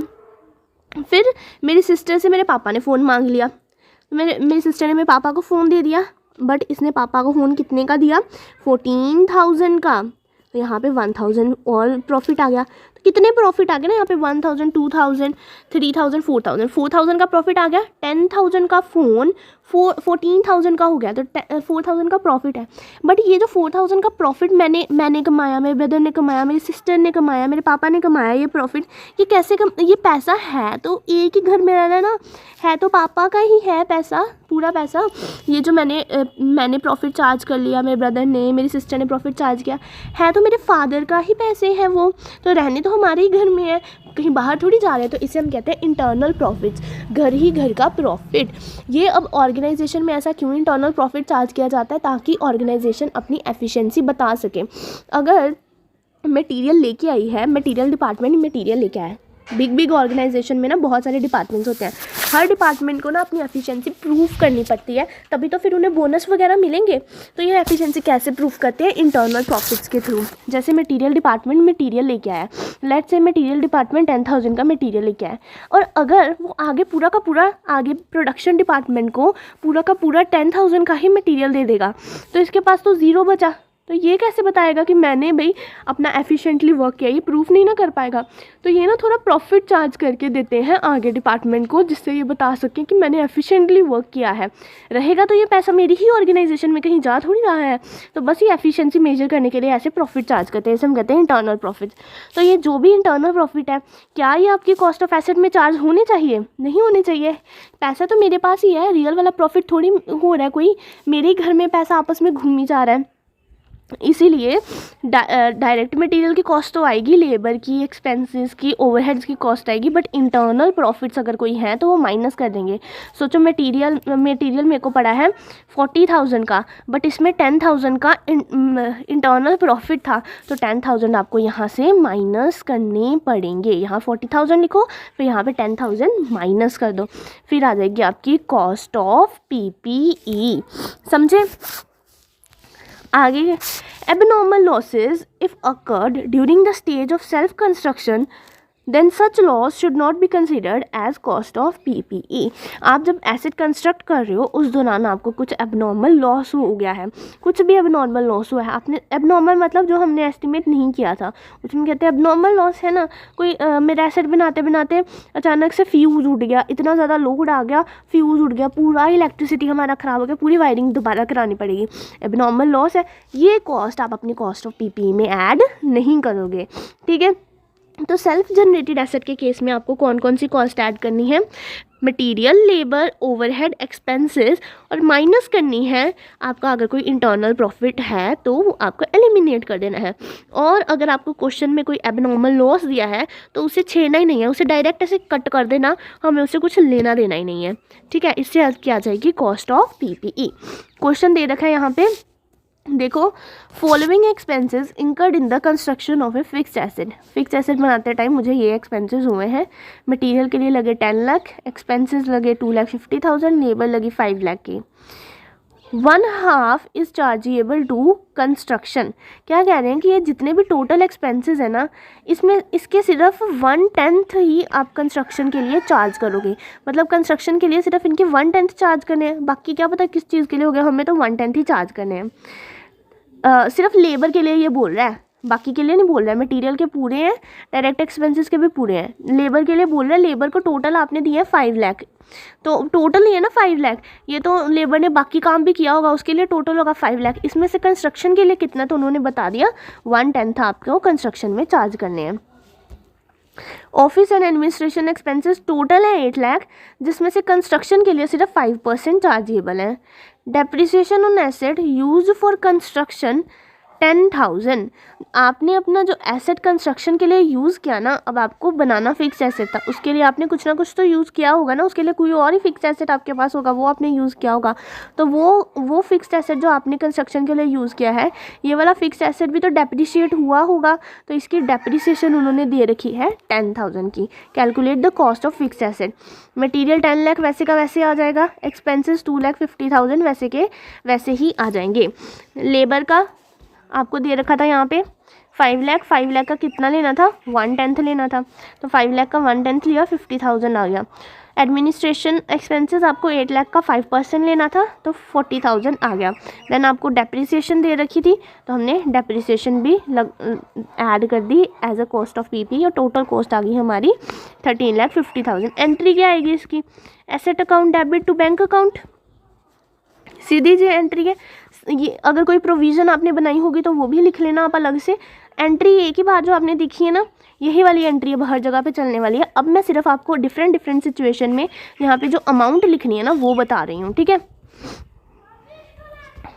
आगे नेक्स्ट हमारा थर्ड सिचुएशन है, एसेट मैंने हायर परचेज पे लिया है। तो जैसे EMI पे आपको ये एसेट लेके आते हो ना, उसे हम कहते हैं हायर परचेज पे एसेट लेना। अगर आपने हायर परचेज पे एसेट लिया है तो उस केस में आपको कॉस्ट ऑफ PPE क्या पड़ेगी। Cost of asset should be consider equivalent to cash price of asset, if any interest is paid, it will go to P&L over the credit period, but the amount of interest will not be considered as part of cost of PP unless AS 16 allows। क्या बोल रहे हैं, hire purchase पे asset कैसे आता है, ये देखो, ये मुझे ना एसेट लेना है, ये एसेट है लेट्स से 20 लाख का एसेट है, 20 लाख का एसेट है।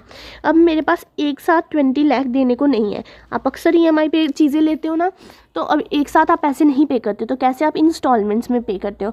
लेट्स से आपने इंस्टॉलमेंट्स कर ली 5 लाख की, यहाँ पे मैं ना छोटा करके लिखती हूँ, 20 लाख का एसेट है। आपने सोचा कि आप 5 लाख की इंस्टॉलमेंट करके दे दोगे, 5 देन 5, ये हो गए 20 लाख, ये तो कॉस्ट ऑफ एसेट है। बट क्या आपकी इंस्टॉलमेंट्स ऐसे बनती हैं, ऐसे नहीं बनती हैं। अगर आपका एसेट 20 लाख का ना, तो आपकी इंस्टॉलमेंट पता है कैसे बनेगी, 5 lakh plus 10,000, 5 lakh plus 10,000, 5 lakh plus 10,000, then again 5 lakh plus 10,000, ऐसे बनती हैं आपकी इंस्टॉलमेंट। बट मैम ये 5 लाख हमने प्लस कर दिया तो 20 लाख हो गए थे, ये हमारे से 40,000 किस बात का एक्स्ट्रा लिया है। तो बेटा इंटरेस्ट नहीं चार्ज करते हैं आपसे EMI में, है ना, तो ये इंटरेस्ट होता है आपका, एक्स्ट्रा इंटरेस्ट चार्ज करते हैं। क्योंकि अगर देखो क्यों इंटरेस्ट चार्ज करते हैं, मैं आपको रीज़न भी बता देती हूँ। अगर आप एक ही बार में इसे आज 20 लाख पे कर देते तो इससे पैसा मिल जाता आज के आज, बट आप अब 4 सालों में पैसा पे करोगे। सबसे पहले तो मनी की वैल्यू चेंज होती है, 4 साल में 2 लाख की वैल्यू तो गिर जाएगी, क्या पता 2 लाख की वैल्यू 4 सालों बाद सिर्फ 15 लाख रह जाए, फिर तो आपकी मनी की वैल्यू गिरेगी, तो इसे तो नुकसान हो जाएगा ना, इसीलिए इंटरेस्ट चार्ज किया जाता है। साथ में वो आपको एक फैसिलिटी दे रहा है, क्रेडिट फैसिलिटी दे रहा है ना, कि आपके पास 20 लाख नहीं है, आप ऐसा करो मुझे आराम से पैसा पे करो, एक फैसिलिटी मिली है ना, तो उसकी आप फीस नहीं चार्ज करेगा, वो आपसे फैसिलिटी प्रोवाइड करने की करेगा ना, इसीलिए भी इंटरेस्ट चार्ज करते हैं। तो जब आप अपने हायर परचेज पे एसेट लेते हो, तो जैसे कि मैंने देखा अभी, क्या मैं 20 लाख चार्ज करूं अपनी कॉस्ट ऑफ PPE, या फिर 20 लाख 40,000 चार्ज करूं, दोनों में से कौन सी वाली अमाउंट में अपनी कॉस्ट ऑफ PPE लिखूं। तो AS 10 बोलता है कि आपको अपनी कॉस्ट ऑफ PPE 20 लाख लिखनी है।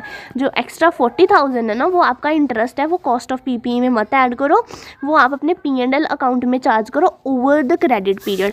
मतलब 4 4 साल का क्रेडिट पीरियड था, इस 40,000 को आप 4 साल में क्रेडिट कर दो, 40,000 डिवाइडेड बाई 4 10,000 आ जाएगा। पूरे 4 साल में P&L अकाउंट में 10,000 एज अ इंटरेस्ट चार्ज करते जाओ। बट कॉस्ट ऑफ PPE तो आपको सिर्फ 20 लाख लिखनी है।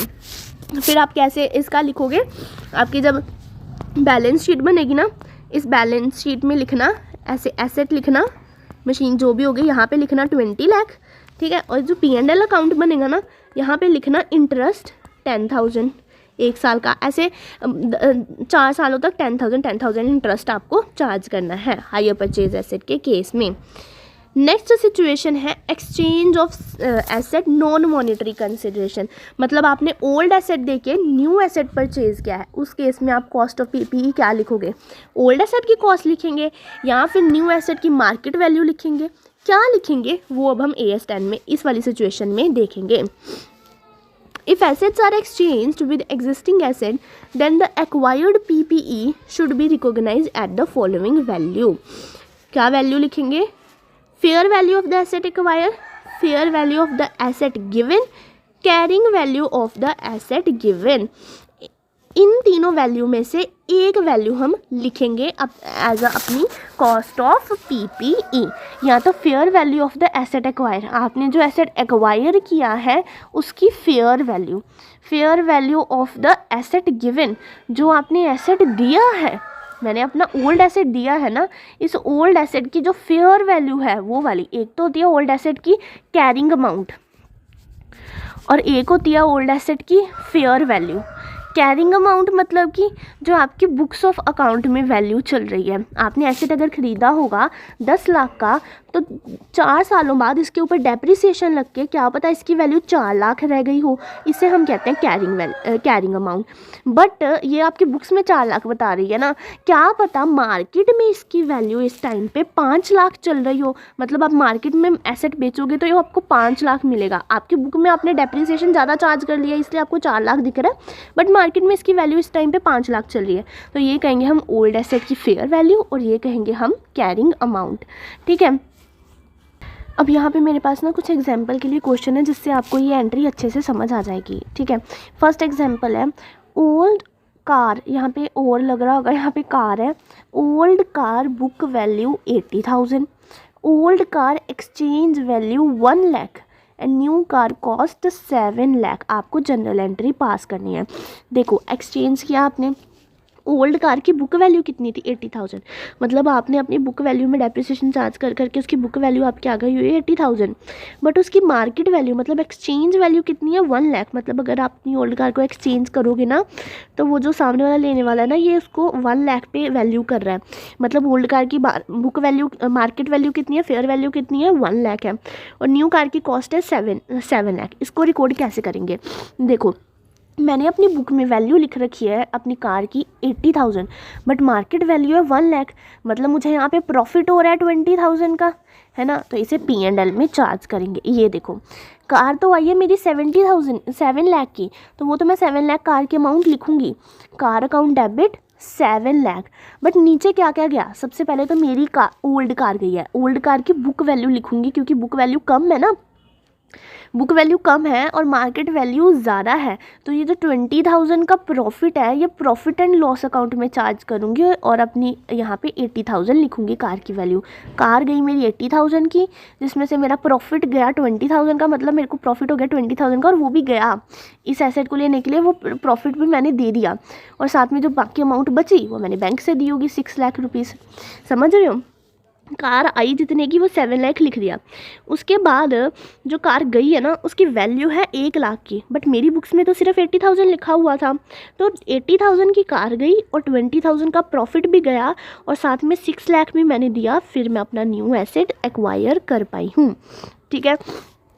नेक्स्ट एग्जाम्पल है building purchase and amount paid by issuing 10,000 shares of 15 each for face value ₹10। मैंने बिल्डिंग परचेज की है शेयर्स इशू करके, मतलब शेयर्स के बदले मैंने बिल्डिंग ले ली है। शेयर्स कितने 10,000 शेयर्स हैं, कितने के हैं शेयर्स, 15 रुपीज़ के, बट उनकी फेस वैल्यू कितनी है, 10 रुपीज़। अब जिसे तो पता ठीक है, बट जिसे नहीं पता फेस वैल्यू और दूसरी वैल्यू फेयर वैल्यू का क्या मतलब होता है। फेस वैल्यू मतलब बच्चे जो शेयर की फेस वैल्यू होती है, जो शेयर के ऊपर लिखी होती है कि शेयर इतने के हैं। एंड देन दूसरी होती है मार्केट वैल्यू। आपको पता है आपके शेयर्स की वैल्यू ऊपर नीचे अप डाउन होती रहती है। क्यों होती है, आपकी शेयर की वो मार्केट वैल्यू होती है जो अप डाउन होती है। फेस वैल्यू तो वही रहती है जो आपकी फिक्स अमाउंट होती है, बट अगर आपकी कंपनी अच्छा परफॉर्म कर रही है तो आपकी शेयर की वैल्यू बढ़ जाती है, मार्केट वैल्यू शेयर की बढ़ जाती है। फेस वैल्यू मतलब आपने शेयर खरीदा 10 रुपये में, जब कंपनी ने इशू किया ना आपने शेयर खरीदा 10 रुपये में, बट अब कंपनी इतना अच्छा परफॉर्म कर रही है कि हर कोई इस कंपनी का शेयर खरीदना चाहता है। तो जब मैंने खरीदा 10 रुपये में, अब मेरे पास जो सामान है उसकी डिमांड इतनी ज़्यादा है, लोग मरे जा रहे हैं इस शेयर को खरीदने के लिए, तो मैं तो बहुत सारा प्रॉफिट चार्ज करके दूंगी। तो मैंने सोचा अब मैं इसे मार्केट में बेचूंगी 15 रुपये का। तो इस शेयर की मार्केट वैल्यू कितने की हो गई, 15 रुपये की हो गई। ठीक है, पूरी ट्रांजैक्शन समझो। देखो ये होती है कंपनी। ठीक है, कंपनी को पैसा चाहिए हो तो ये फेस वैल्यू पे शेयर्स को इशू करती है। लेट्स से 10 रुपीज़ है फेस वैल्यू, तो कंपनी ने लोगों को शेयर्स इशू किए 10 रुपीज़ पर शेयर। मैंने ना शेयर जाके इनका ख़रीद लिया 10 रुपीज़ का। अब 2 साल हो गए, कंपनी इतना अच्छा परफॉर्म कर रही है ना कि हर किसी को इस कंपनी के शेयर चाहिए। मेरे पास है इस कंपनी के शेयर। मैंने बोला कि अगर लोग इतना ही मरे जा रहे हैं इस शेयर को ख़रीदने के लिए, तो मैंने तो ख़रीदे थे ये 10 रुपीज़ में, बट मैं इसे प्रॉफिट में बेचती हूँ, मैं इसे बेचती हूँ 15 रुपये में। तो ये हो गई मार्केट वैल्यू और ये 10 रुपये हो गई फेस वैल्यू। ठीक है, तो मार्केट वैल्यू है हमारे पास 15 रुपये और फेस वैल्यू है 10 रुपये। अब आपने बिल्डिंग खरीदी है, शेयर्स देके बिल्डिंग खरीदी है ना, 10,000 शेयर लिए हैं। अब आप 10,000 शेयर्स को किसके साथ मल्टीप्लाई करोगे, 15 के साथ कि 10 के साथ, किसके साथ करेंगे, जितनी हमने कंसिडरेशन पे की है ना। अगर हम बिल्डिंग खरीदते तो नॉर्मल केस में हम कैश देते, बट कैश की जगह हम अब शेयर्स दे रहे हैं। तो शेयर्स कितने वाले दे रहे हैं, मार्केट वैल्यू पे दे रहे हैं ना, हम फेस वैल्यू पे थोड़ी दे रहे हैं। फेस वैल्यू तो जस्ट लिखी हुई है, मार्केट में वो शेयर 15 रुपये का बिक रहा है, मतलब कि आपको हम पैसा एक हिसाब से दे रहे हैं, 15 रुपये के हिसाब से दे रहे हैं। तो यहाँ पे आ जाएगा 10,000 इंटू 15 रुपीज़, आपकी कॉस्ट ऑफ एसेट बिल्डिंग आ जाएगी 1,50,000। अब जो आपके शेयर कैपिटल नीचे लिखना है ना, आपने नॉर्मल एंट्री क्या दिया, bank building account debit to bank account, but इस बार हमने बैंक अकाउंट नहीं दिया है, हमने क्या दिया, शेयर्स दिए हैं, तो नीचे शेयर्स लिखेंगे। और शेयर्स का आप कॉर्पोरेट अकाउंटिंग में पढ़ोगे कि शेयर्स को हमेशा हम रिकॉर्ड करते हैं फेस वैल्यू पे, और जो एक्स्ट्रा वैल्यू होती है ना उसे हम सिक्योरिटीज़ प्रीमियम रिजर्व अकाउंट में डालते हैं। तो जब हमने शेयर्स इशू किए होंगे ना, जब मैंने लोगों को शेयर्स दिए, तो मैंने ना एंट्री ऐसे डाली होती है, जब मैं लोगों को शेयर्स देती हूँ, रुको देखना, जिससे तो समझ आ रहा है ठीक है, अगर नहीं समझ आ रहा है ना तो ये आपको कॉर्पोरेट अकाउंटिंग में बहुत अच्छे से समझाया जाएगा। जब मैंने शेयर्स खरीदे, लेट जस्ट वेट, पेन चल नहीं रहा है मेरा, 1 मिनट बस। ये देखो, जब मैं शेयर्स इशू करती हूँ ना तो मेरे पास पैसा आता है, तो मैं लिखती हूँ bank account debit, bank account debit. मेरे पास पैसा आया तो मैं बैंक अकाउंट डेबिट ही करूँगी, बट मेरा गया क्या, शेयर्स इशू किए, मेरे शेयर्स गए, तो यहाँ पे लिखती हूँ मैं to share capital account, shares गए। ठीक है, सोचो मेरे पास आए 1,50,000 रुपये आए। ठीक है, शेयर्स की फेस वैल्यू थी 10 रुपये, बट मार्केट वैल्यू 15 रुपये, तो मेरे पास आए 1,50,000 रुपये। तो यहाँ तो 1,50,000 आए, बट शेयर की असली में वैल्यू कितनी है, 10 रुपीज़ है ना, तो यहाँ पे तो आप 1 लाख ही लिखोगे। जो बाकी बचा 5 लाख रुपीज़ है ना, उसे हम चार्ज करते हैं to security premium reserve account से। ठीक है, ऐसे करते हैं, इसीलिए यहाँ पे हमने to security premium reserve account में अपना 5 लाख डाला। बिल्डिंग आई, गया क्या हमारे पास, शेयर गया, तो शेयर कैपिटल लिखा 1 लाख का एंड सिक्योरिटी प्रीमियम रिजर्व लिखा 50,000 का। नॉर्मल केस में जब शेयर इशू करते हैं तो यहाँ पे बैंक लिखते हैं, बट इस बार मेरे पास पैसे थोड़ी आया है, इस बार तो मेरे पास बिल्डिंग आई है, तो इसलिए हमने यहाँ पे बिल्डिंग अकाउंट लिखा है। और जितनी शेयर की वैल्यू है 10 रुपीज़ से 1 लाख यहाँ पे शेयर कैपिटल में लिख दिया, और बाकी अमाउंट हमने सिक्योरिटी प्रीमियम रिजर्व अकाउंट में लिख दी। ठीक है, नेक्स्ट एक और शेयर्स वाली है, पहले वो एग्जांपल देख लेते हैं, रुको मुझे ढूंढने दो। हाँ, ये रही, XYZ allotted 7,500 shares of ₹100 each. XY limited ने अलॉट किए हैं कितने shares, 7,500 shares of ₹100 each for purchase of an asset. Asset खरीदने के लिए उसने शेयर्स दे दिए। The market value is 95 rupees. Market value कितनी है शेयर्स की 95, फेस वैल्यू कितनी है 100। इस बार तो हमारी शेयर की वैल्यू तो गिरी पड़ी है, 100 है face value but market value है 95। अब आपको कॉस्ट ऑफ एसेट निकालनी है। एसेट की कॉस्ट क्या होगी? अब इस 7500 को किससे मल्टीप्लाई करोगे, 100 से कि 95 से?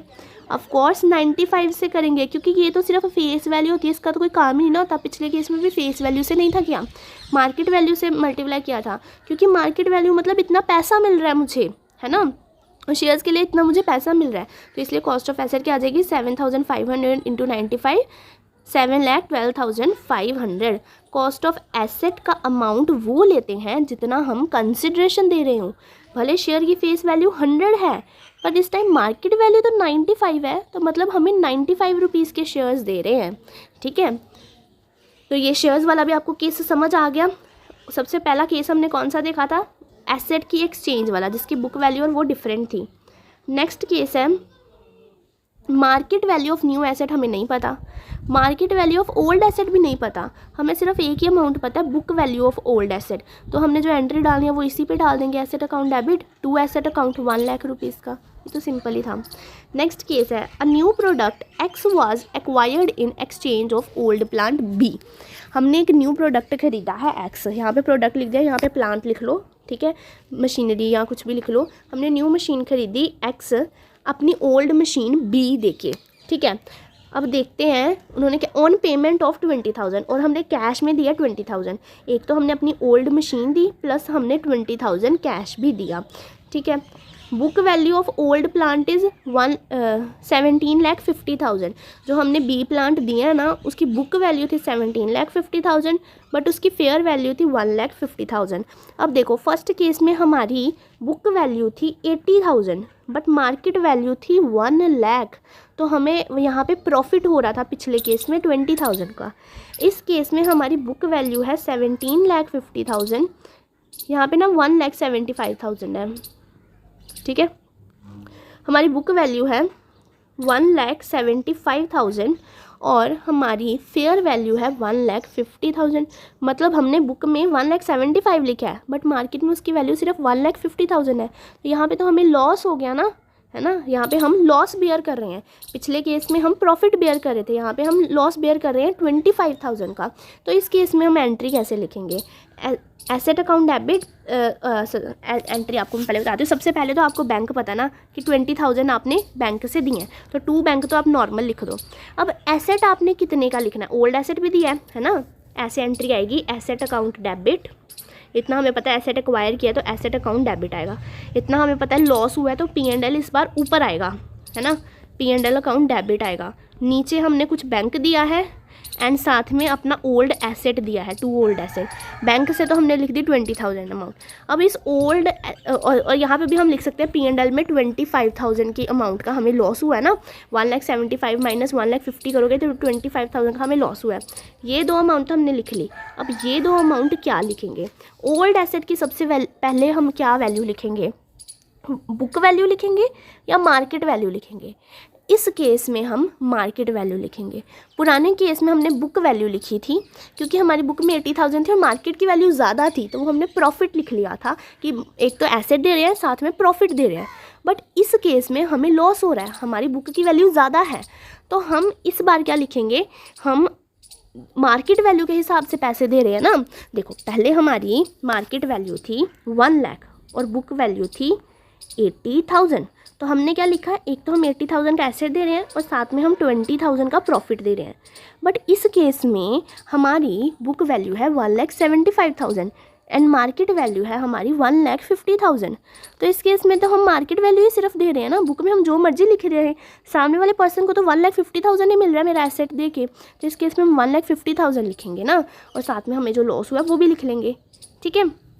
एक तो हम 1,50,000 का एसेट दे रहे हैं, एक तो हम 20,000 कैश में दे रहे हैं, और ये हमारा लॉस हुआ 25,000 का, ये लिख लिया। और बैलेंसिंग फिगर आएगी वो एसेट की अमाउंट आ जाएगी, ठीक है। और यहाँ पे हमारा नेक्स्ट केस ख़त्म होता है एक्सचेंज वाला। एक्सचेंज वाला थोड़ा सा था ध्यान रखने वाला, इसकी एक दो बार आप क्वेश्चन की खुद से प्रैक्टिस भी कर लेना। और यहाँ पे हमारे सारे केसेस ख़त्म होते हैं इनिशियल रिकॉग्निशन के।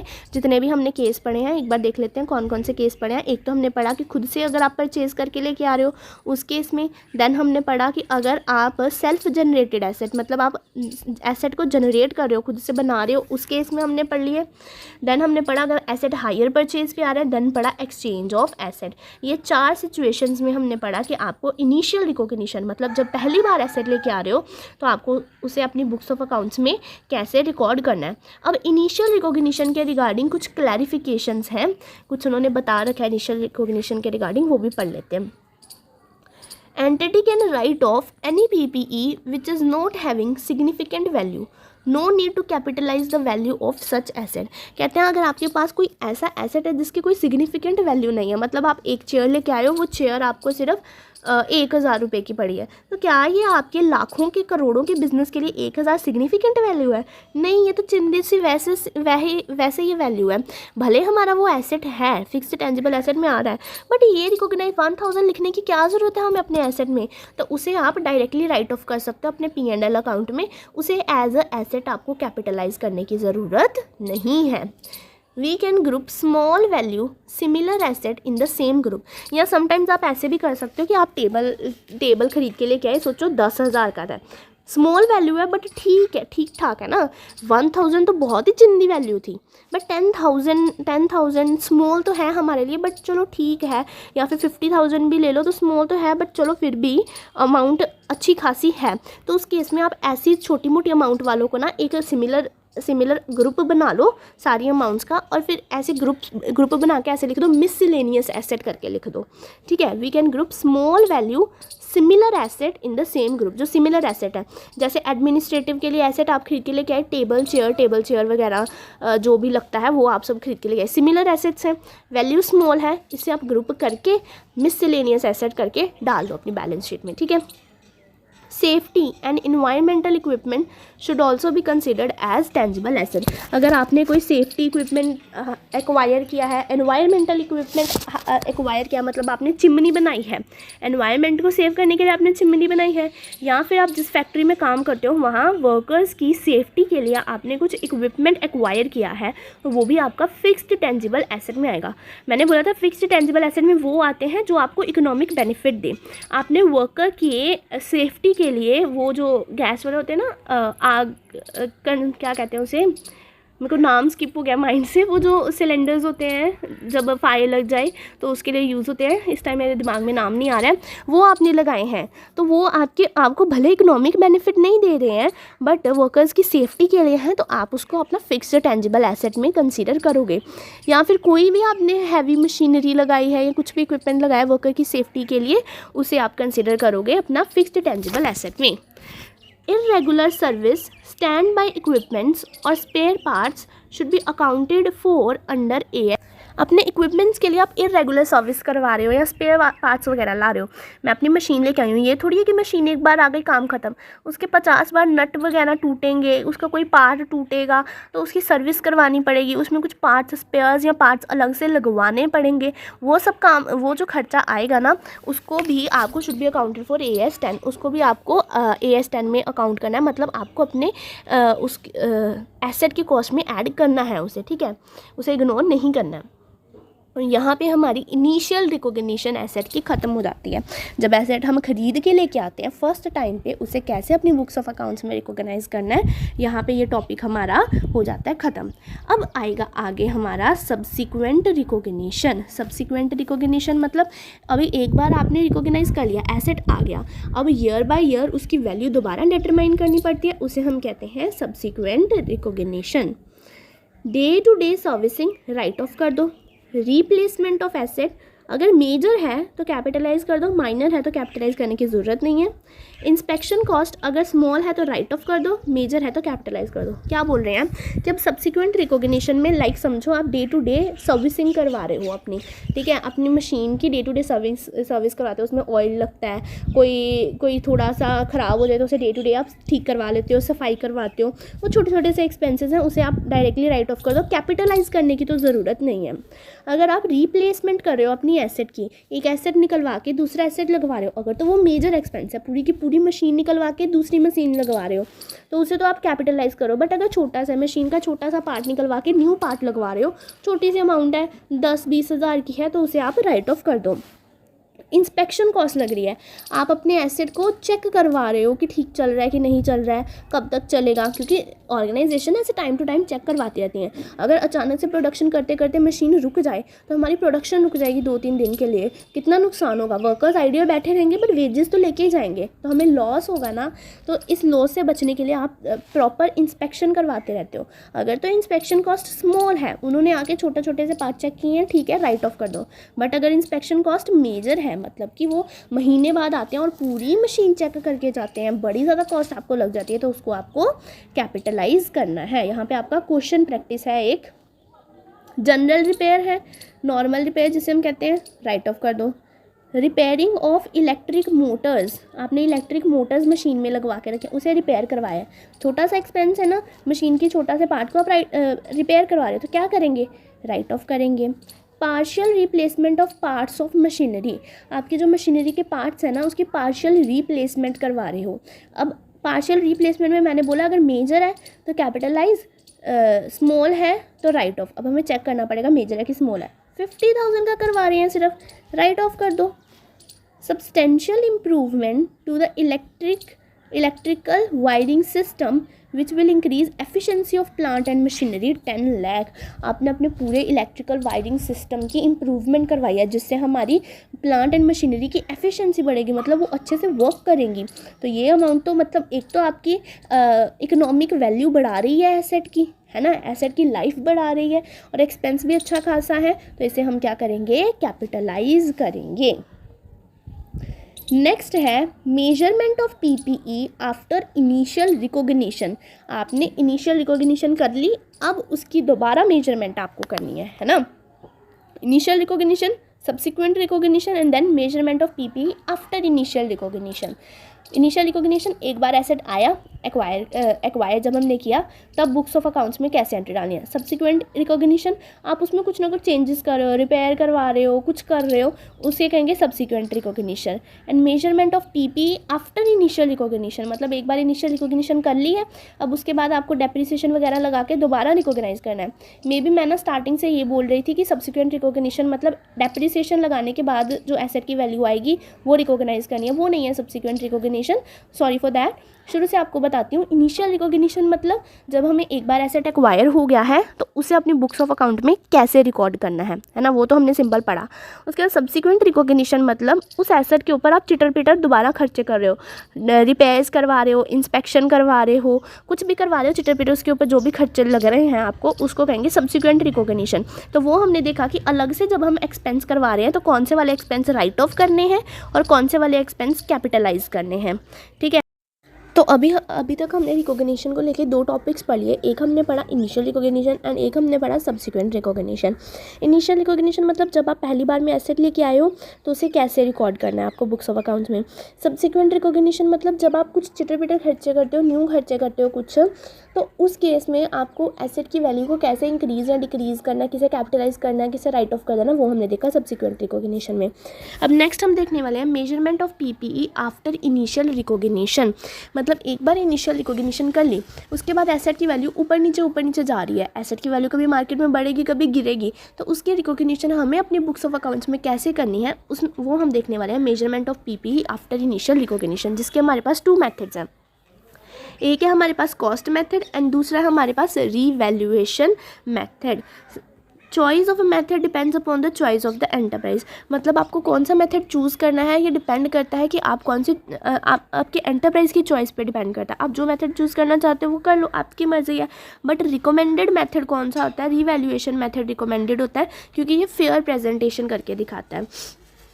If revaluation method is selected, then it will be applied for all the assets in same class, but other assets will not be affected by revaluation। कह रहे हैं कि अगर आप एक क्लास के लिए रिवैल्यूएशन मेथड यूज़ करते हो तो ज़रूरी नहीं है बाकी क्लासेस के लिए भी आपको रिवैल्यूएशन मेथड यूज़ करना है। अब मैम ये क्लास ऑफ एसेट्स क्या होता है आखिरकार? जैसे देखो, आप क्लास ऑफ एसेट्स बनाते हो, एसेट्स की ना एक क्लास बना लेते हो, सिमिलर टाइप के एसेट को एक ग्रुप बना लेते हो जिसे हम कहते हैं क्लास ऑफ एसेट्स। जैसे मेरे पास है कार, ठीक है। अब डिफरेंट तरह की कार होगी मेरे पास, कोई जीप होगी, कोई दूसरी कार होगी, कोई दूसरी कार होगी, तो मैं कार के सारे एसेट्स का एक ग्रुप बना लूँगी। ये मेरे पास एक क्लास ऑफ एसेट बन गई। देन लैंड जितनी भी है मेरे पास 10-20 जितनी भी लैंड है उनका एक ग्रुप बना लूँगी। ये मेरे पास दूसरी क्लास होगी, इसे हम कहते हैं क्लास ऑफ एसेट्स। यहाँ पे मेरे पास 3-4 क्लासेस हैं, ठीक है, क्लास 1, 2, 3 क्लासेस हैं। मैंने इस क्लास के लिए रीवैल्यूएशन मेथड यूज़ किया, तो क्या मुझे इन सभी क्लासेस के लिए रीवैल्यूएशन मेथड यूज़ करना पड़ेगा? नहीं। एक क्लास के लिए रीवैल्यूएशन मेथड यूज़ किया, सिर्फ इसी के लिए करेंगे।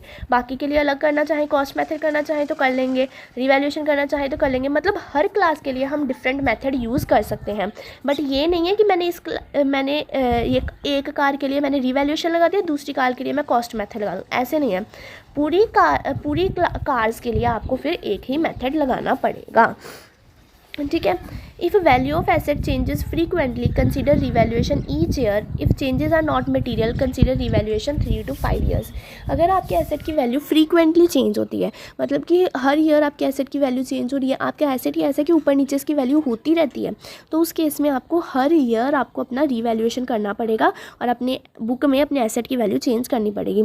बट आपके एसेट की वैल्यू बहुत कम चेंज होती है तो उस केस में आप 3 या 5 साल के बाद भी रिवैल्यूएशन करोगे तो चलेगा, ठीक है। अब हम एक देखेंगे एग्जाम्पल जिससे हम समझेंगे अपना cost model and revaluation model.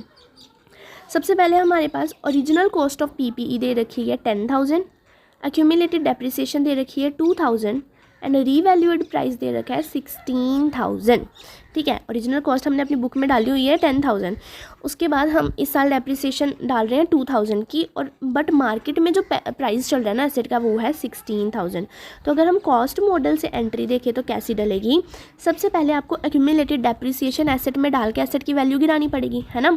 Asset की वैल्यू है, कॉस्ट है 10,000, 2,000 की डेप्रिसिएशन डालो सबसे पहले, तो कैसे आ जाएगा? Accumulated depreciation account debit to asset account. अब एसेट की वैल्यू गिर गई, 10,000 माइनस 2,000 हो गया, एसेट की वैल्यू कितनी आ गई है? अब 8,000 एसेट की वैल्यू आ गई है। बट मार्केट में प्राइस कितना चल रहा है इसका? 16,000 प्राइस चल रहा है, तो हमें अपने एसेट की वैल्यू बढ़ानी पड़ेगी ना। कितनी से बढ़ानी पड़ेगी? 8,000 से बढ़ानी पड़ेगी हमें अपने एसेट की वैल्यू। तो एसेट की वैल्यू बढ़ा देंगे और एसेट की वैल्यू जब बढ़ेगी तो एसेट डेबिट होगा ऑफकोर्स, तो यहाँ लिखेंगे एसेट अकाउंट डेबिट 8,000 से। एसेट की वैल्यू बढ़ाई, अब क्रेडिट कुछ तो करना है। अब हमें इनकम हो रही है ना, एक हिसाब से इनकम हो रही है ना। 8,000 है हमारे पास ऑलरेडी वैल्यू एसेट की हमारी बुक में, बट मार्केट में उसकी 16,000 वैल्यू चल रही है, तो मुझे एसेट की वैल्यू मैंने बढ़ाई है 8,000 से, मतलब ये इनकम हुई है। बट क्या ये रियल की इनकम है? नहीं, तो ये मैं P&L अकाउंट में चार्ज नहीं कर सकती हूँ, तो इसे फिर किस में डालेंगे? रीवैल्यूएशन रिजर्व नाम का एक अकाउंट खोलेंगे और इसमें ये 8,000 डाल देंगे। ये है हमारा कॉस्ट मॉडल मेथड, ठीक है। सिंपल था ये तो। सबसे पहले डेप्रिसिएशन लगाओ और फिर अगर एसेट की वैल्यू जितनी बढ़ी है उतनी बढ़ा दो।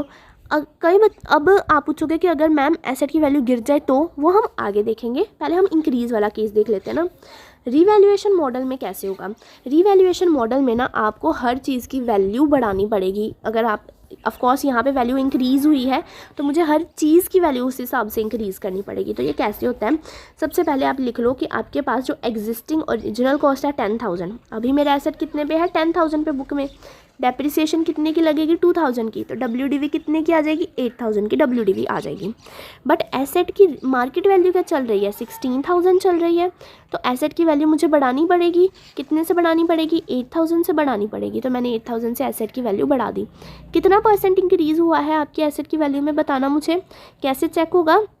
Revalued amount divided by old value into 100। Revalued amount कितनी है? 16,000। रीवैल्यूड अमाउंट कितनी है आपकी? 16,000 आपकी जो रीवैल्यू करके अमाउंट आ रही है, रीवैल्यूड अमाउंट कितने से बढ़ी है, 8,000 से बढ़ी है।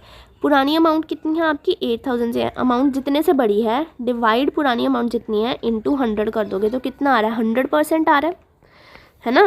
परसेंटेज कैसे निकलेगी, आपकी अमाउंट जितने से बढ़ी है, रीवैल्यूड अमाउंट मतलब कितने से आपने रीवैल्यू किया है, 8,000 से रीवैल्यू की है, डिवाइडेड बाय ओल्ड वैल्यू कितनी है 8,000 इंटू 100 तो कितना आ जाएगा आपके पास 100%। आपके एसेट की वैल्यू 100% से बढ़ी है ना, 100% से वैल्यू बढ़ी है। तो अब हर चीज़ की वैल्यू मैं 100% से बढ़ा दूंगी। सबसे पहले ओरिजिनल कॉस्ट बढ़ाऊंगी मैं 100% से, 10,000 से 100% बढ़ा दूंगी, 10,000 बढ़ जाएगा और रीवैल्यूड अमाउंट कितनी आ जाएगी 20,000। डेप्रिसिएशन भी 100% बढ़ा दूंगी, 2,000 और डेप्रिसिएशन लगेगी, रीवैल्यूड डेप्रिसिएशन कितनी आ जाएगी 4,000 और इसी तरह से हमारी WDV आ जाएगी 16,000। अब ये जो भी आपने इंक्रीज़ किया ना इसको आपको बुक्स में रिकॉर्ड करना है। एसेट की वैल्यू बढ़ाई है आपने 10,000 तो एंट्री कैसे आएगी, एसेट अकाउंट डेबिट। फिर आपने डेप्रिसिएशन की भी अमाउंट बढ़ाई है तो डेप्रिसिएशन हमेशा क्रेडिट होता है तो क्या आ जाएगा टू डेप्रिसिएशन अकाउंट 2,000 से। फिर आपने बाकी ये जो 8,000 है ये किस में जाएगा, रीवैल्यूएशन रिजर्व में जाएगा आपका, ठीक है। यहाँ पे एंट्री लिखी यहीं से पढ़ लो। एसेट अकाउंट डेबिट 10,000 से बढ़ाया, एक्यूमुलेटेड डेप्रिसिएशन 2,000 से बनाया और बाकी बची बैलेंसिंग फिगर किस में आएगी आपके रीवैल्यूएशन रिजर्व में। ये थे हमारे दो method, revaluation method and cost model, cost model method.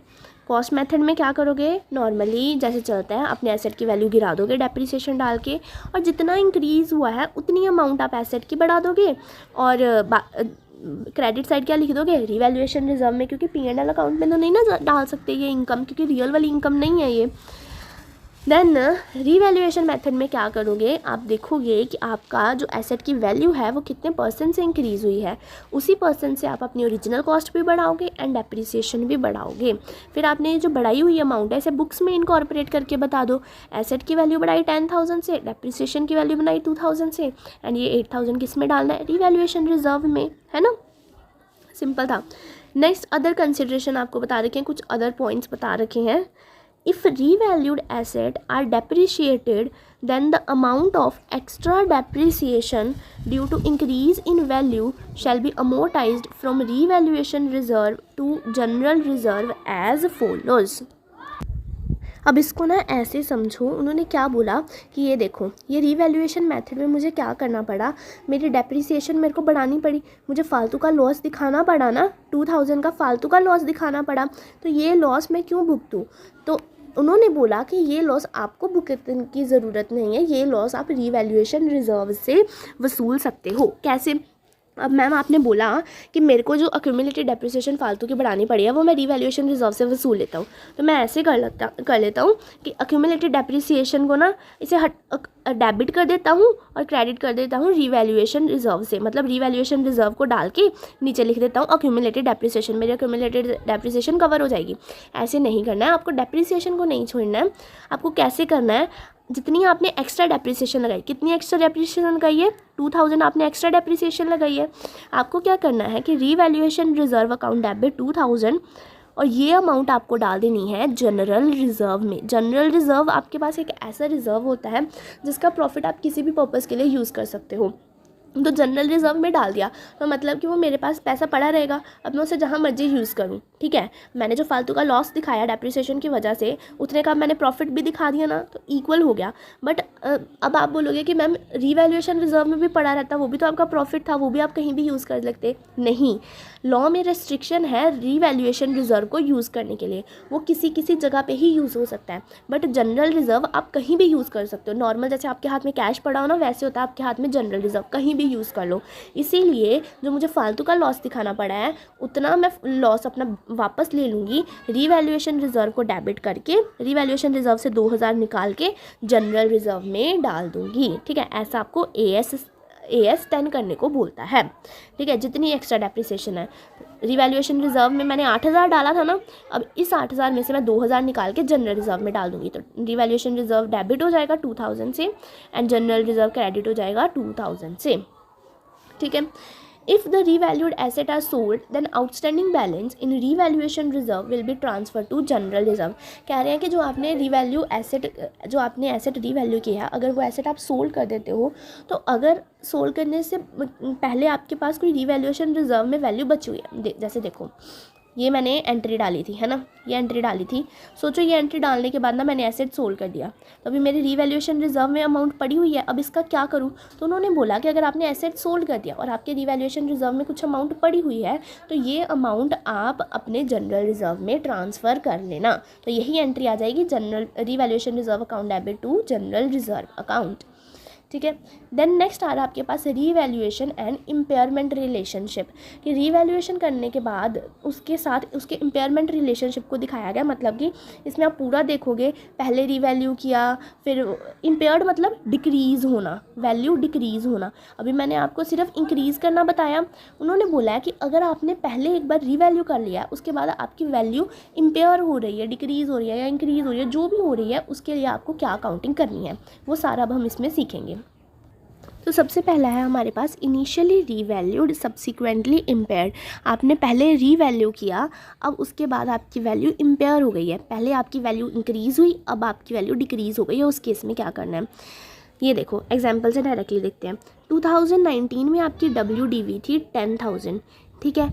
2020 में आपकी मार्केट वैल्यू हो गई 15,000, तो आपने इसे रीवैल्यू किया होगा, अमाउंट अपनी इंक्रीज़ की होगी, है ना। कैसे की होगी, एसेट अकाउंट डेबिट, एसेट बढ़ाया होगा 5,000 से और अपना रीवैल्यूएशन रिजर्व में 5,000 डाल दिए होंगे, है ना।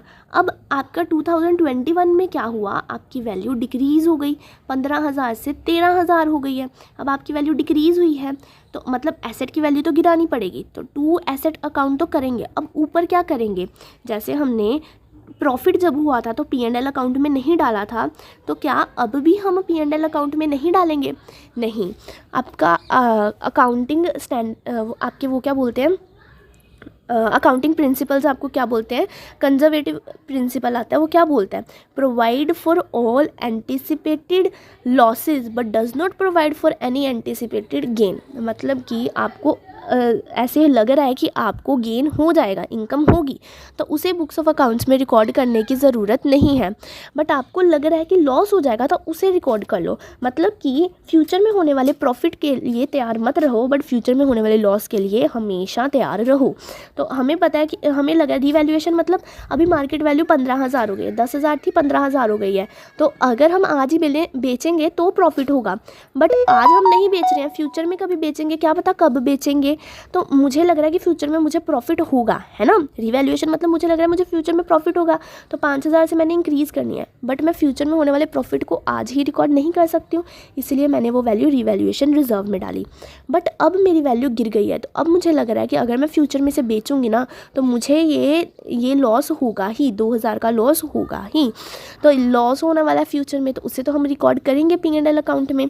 तो इसे हम ऐसे रिकॉर्ड करते हैं, इम्पेयरमेंट लॉस अकाउंट नाम से इसे रिकॉर्ड करते हैं। मतलब P&L अकाउंट में ही जाता है ये, यहाँ जहाँ पे P&L अकाउंट लिख लो, चाहे यहाँ पे इम्पेयरमेंट लॉस लिख लो, ठीक है।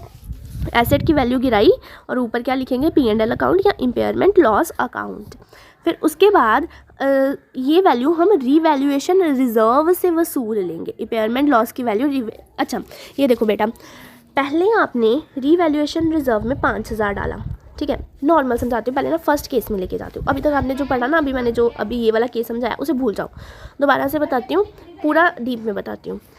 मेरा 10,000 से वैल्यू समझो यहाँ पे हो गई है 9,000। जब मैंने एसेट ख़रीदा 10,000 का था, सोचो अब उसकी वैल्यू हो गई है 9,000 की, तो ये मेरी वैल्यू गिर गई है, तो मुझे इसे इमीडिएटली रिकॉर्ड करना पड़ेगा, क्योंकि मुझे लग रहा है मुझे फ्यूचर में लॉस होने वाला है। तो मैं ऐसे कैसे रिकॉर्ड करूँगी, एसेट की वैल्यू तो गिरी है, तो यहाँ पे तो टू एसेट अकाउंट आ जाएगा, है ना। बट ऊपर क्या लिखूँ अब मैं, यहाँ पे मैं लिखूँगी P&L अकाउंट, क्योंकि कोई भी लॉस के लिए उसी टाइम में उसे प्रॉफिट एंड लॉस अकाउंट में रिकॉर्ड कर लूँगी। बट यहाँ पे मुझे हो गया प्रॉफिट, तो मुझे लग रहा है मुझे फ्यूचर में अब होगा जब मैं बेचूंगी प्रॉफिट, तो ये 5,000 मेरा होने वाली इनकम है, तो इसे मैं रीवैल्यूएशन रिजर्व में डालूंगी। एसेट की वैल्यू बढ़ाई और इसे डालिए रीवैल्यूएशन रिजर्व में। अब मेरी वैल्यू गिर गई है, फिर से लॉस हो गया 2,000 का, है ना। तो एसेट की वैल्यू तो मैं नीचे गिराऊंगी, तो ऐसे मैं लिख दूंगी टू एसेट अकाउंट, यहाँ लिख दूँगी टू एसेट अकाउंट। अब क्या यहाँ पे मैं P&L अकाउंट लिखूँ? नहीं, रुक जाओ, अभी इस पे P&L अकाउंट मत लिखो। आपने अपने पिछले साल एसेट की वैल्यू बढ़ाई थी 5,000 से, वो फ्यूचर में होने वाली आपने कब देखी थी। अब आपको लग रहा है कि अब आपको पता है आपकी वैल्यू 2,000 से गिर गई है, तो सबसे पहले जो आपने 5,000 की वैल्यू बढ़ाई हुई है ना, उसमें से माइनस करो ना 2,000 रुपये, फिर उसके बाद P&L में आना। अभी क्यों P&L में आ रहे हो? अभी आपने जो 5,000 बढ़ाया हुआ है ना, उसमें से 2,000 माइनस कर दो ना, है ना। अगर सोचो आपकी वैल्यू यहाँ पे 15,000 ना होती, सोचो 6,000 से गिरी होती आपकी वैल्यू, अभी तो 2,000 से गिरी है ना, सोचो आपकी वैल्यू 6,000 से गिरी होती, तो आपने रिवैल्यूएशन रिजर्व 5,000 से बढ़ाया हुआ है, तो 5,000 में से 5,000 माइनस कर दो, रिवैल्यूएशन रिजर्व 0 आ गया। अभी भी आपका 1,000 का लॉस पड़ा हुआ है, फिर इस 1,000 के लॉस को आप लेके जाओ P&L अकाउंट में, ऐसे होता है, ठीक है। फर्स्ट केस में जब मैंने यहाँ पे 9,000 किया था, तो मैंने कोई भी रिवैल्यूएशन रिजर्व नहीं बनाया हुआ था, तो डायरेक्टली 1,000 की अमाउंट मैं अपने P&L अकाउंट में ले गई। बट अभी ये वाला जो केस है, इसमें मैंने पहले का रिवैल्यूएशन रिजर्व बनाया हुआ है 5,000 से, तो कैसे करेंगे? सबसे पहले आप अपना जो लॉस है वो इम्पेयरमेंट लॉस अकाउंट में डालोगे, ठीक है। यहाँ पे P&L नहीं लिखना है आपको, ठीक है। यहाँ पे लिखोगे impairment loss account debit to asset account. अब आपने जो इम्पेयरमेंट लॉस में क्यों डाला है? ताकि आप रिवैल्यूएशन रिजर्व में से चार्ज कर सके। तो कैसे लिख लोगे? Revaluation reserve account debit to impairment loss account. अब देखो तो यहाँ पे इम्पेयरमेंट लॉस तो कट गया, अल्टीमेटली एंट्री क्या हुई? Revaluation reserve account debit to asset account, है ना। अल्टीमेटली तो यही एंट्री हुई ना, revaluation reserve account debit to asset account, ultimately तो यही एंट्री हुई है। तो चाहे तो आप ये डायरेक्टली एंट्री डाल लो, revaluation reserve account debit to asset account, चाहे तो आप ऐसे डालो। वैसे ऐसे डिटेल में डालोगे तो अच्छा लगेगा, इंप्रेशन अच्छा जाता है। सबसे पहले लॉस डालो, इम्पेयरमेंट लॉस अकाउंट में डाल लो, फिर इसे आप रिवैल्यूएशन रिजर्व से वसूल लो। नेक्स्ट केस है initially impaired then revalued. Initially impaired मतलब इनिशियली जब आपने रिकॉर्ड किए ना, उसके बाद सबसे पहले आपकी वैल्यू गिरी, अब आपकी वैल्यू रीवैल्यू हो रही है, मतलब अब वैल्यू बढ़ रही है। उस केस में क्या होगा? देखो 2019 में आपने एसेट खरीदा 10,000 का, 2020 में उसकी वैल्यू रहेगी 9,000, और 2021 में उसकी वैल्यू बढ़ गई है 11,000 से। इनिशियली इम्पेयर्ड हुआ है, वैल्यू बड़ी डिक्रीज़ हुई है, सब्सिक्वेंटली रीवैल्यू हुआ है, वैल्यू इंक्रीज़ हुई है। तो इसमें कैसे होगा? सबसे पहले आपका ये लॉस जा रहा है ना, नीचे वैल्यू आपकी गिर रही है, डिक्रीज़ हो रही है। जब मैंने बोला आपकी वैल्यू डिक्रीज़ हो रही है, पहले का कोई रिजर्व नहीं बना रखा है, तो डायरेक्टली P&L में चार्ज करेंगे। तो क्या एंट्री डाल सकते हैं? P&L account debit to asset account, है ना, ऐसे एंट्री डालेंगे 1,000 से, ठीक है। या तो आप ऐसे भी डाल सकते हो, पहले लॉस डालो इम्पेयरमेंट में, देन इस इम्पेयरमेंट को P&L में चार्ज कर दो, ठीक है। डायरेक्टली चाहे डाल लो, चाहे तो ये करके डालो, बात तो सेम ही है ना।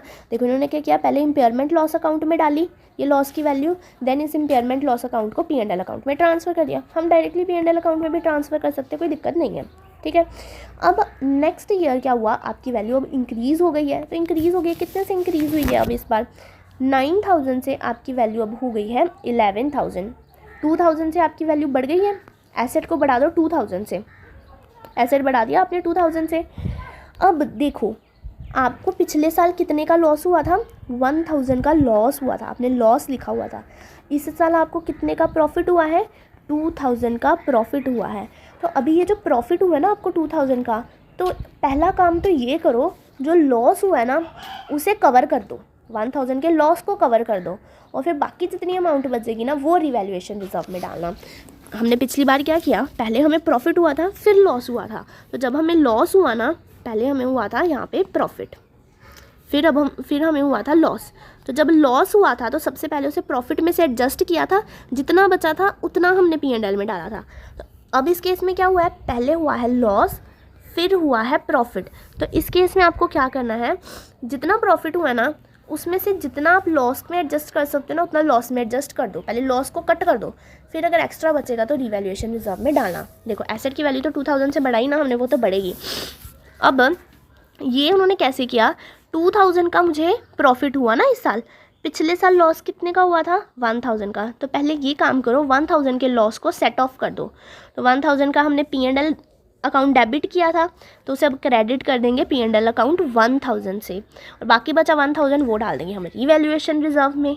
ठीक है, तो ये थी हमारे पास दो केसेस। सोचो अब अगले साल आपको फिर से मान लो प्रॉफिट हो जाए 1000 का प्रॉफिट हो जाए, तो ये 1000 आपको अब रिवैल्यूएशन रिजर्व में डायरेक्टली डालना है। अब तो आपके पास कोई भी लॉस सेट ऑफ करने के लिए नहीं है।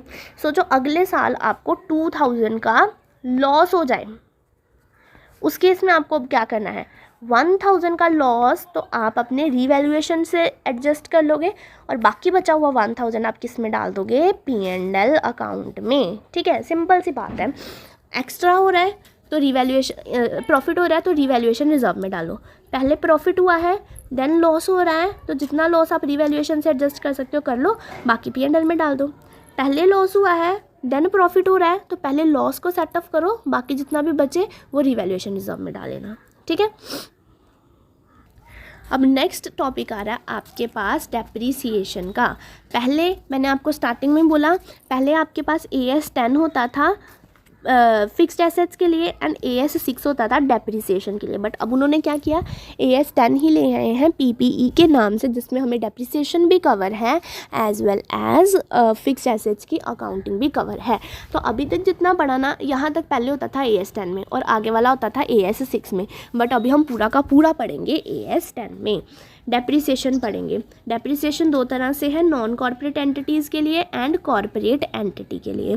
नॉन कॉर्पोरेट एंटिटी के लिए AS 10 के रूल्स एप्लीकेबल हैं, और कॉर्पोरेट एंटिटी के लिए AS 10 के रूल्स तो एप्लीकेबल हैं ही हैं, साथ में शेड्यूल 2 के प्रोविजंस भी एप्लीकेबल हैं। हम इसमें सिर्फ AS 10 के रूल्स पढ़ने वाले हैं, शेड्यूल 2 के प्रोविजंस नहीं पढ़ने वाले हैं, वो आपको कॉर्पोरेट अकाउंटिंग में मिल जाएंगे। नॉन कॉर्पोरेट एंटिटी हो तो सिर्फ AS 10 के रूल्स फॉलो करो अपनी डेप्रिसिएशन के लिए, कॉर्पोरेट एंटिटी हो तो AS 10 के रूल्स भी फॉलो करो एंड शेड्यूल 2 के प्रोविजंस भी फॉलो करो।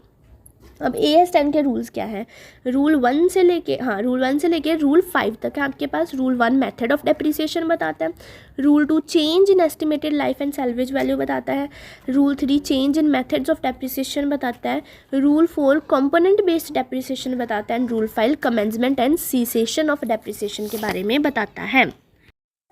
फर्स्ट रूल है हमारे पास methods of depreciation. Rule number 1 में हमें मेथड्स ऑफ डेप्रिसिएशन बताए हुए हैं।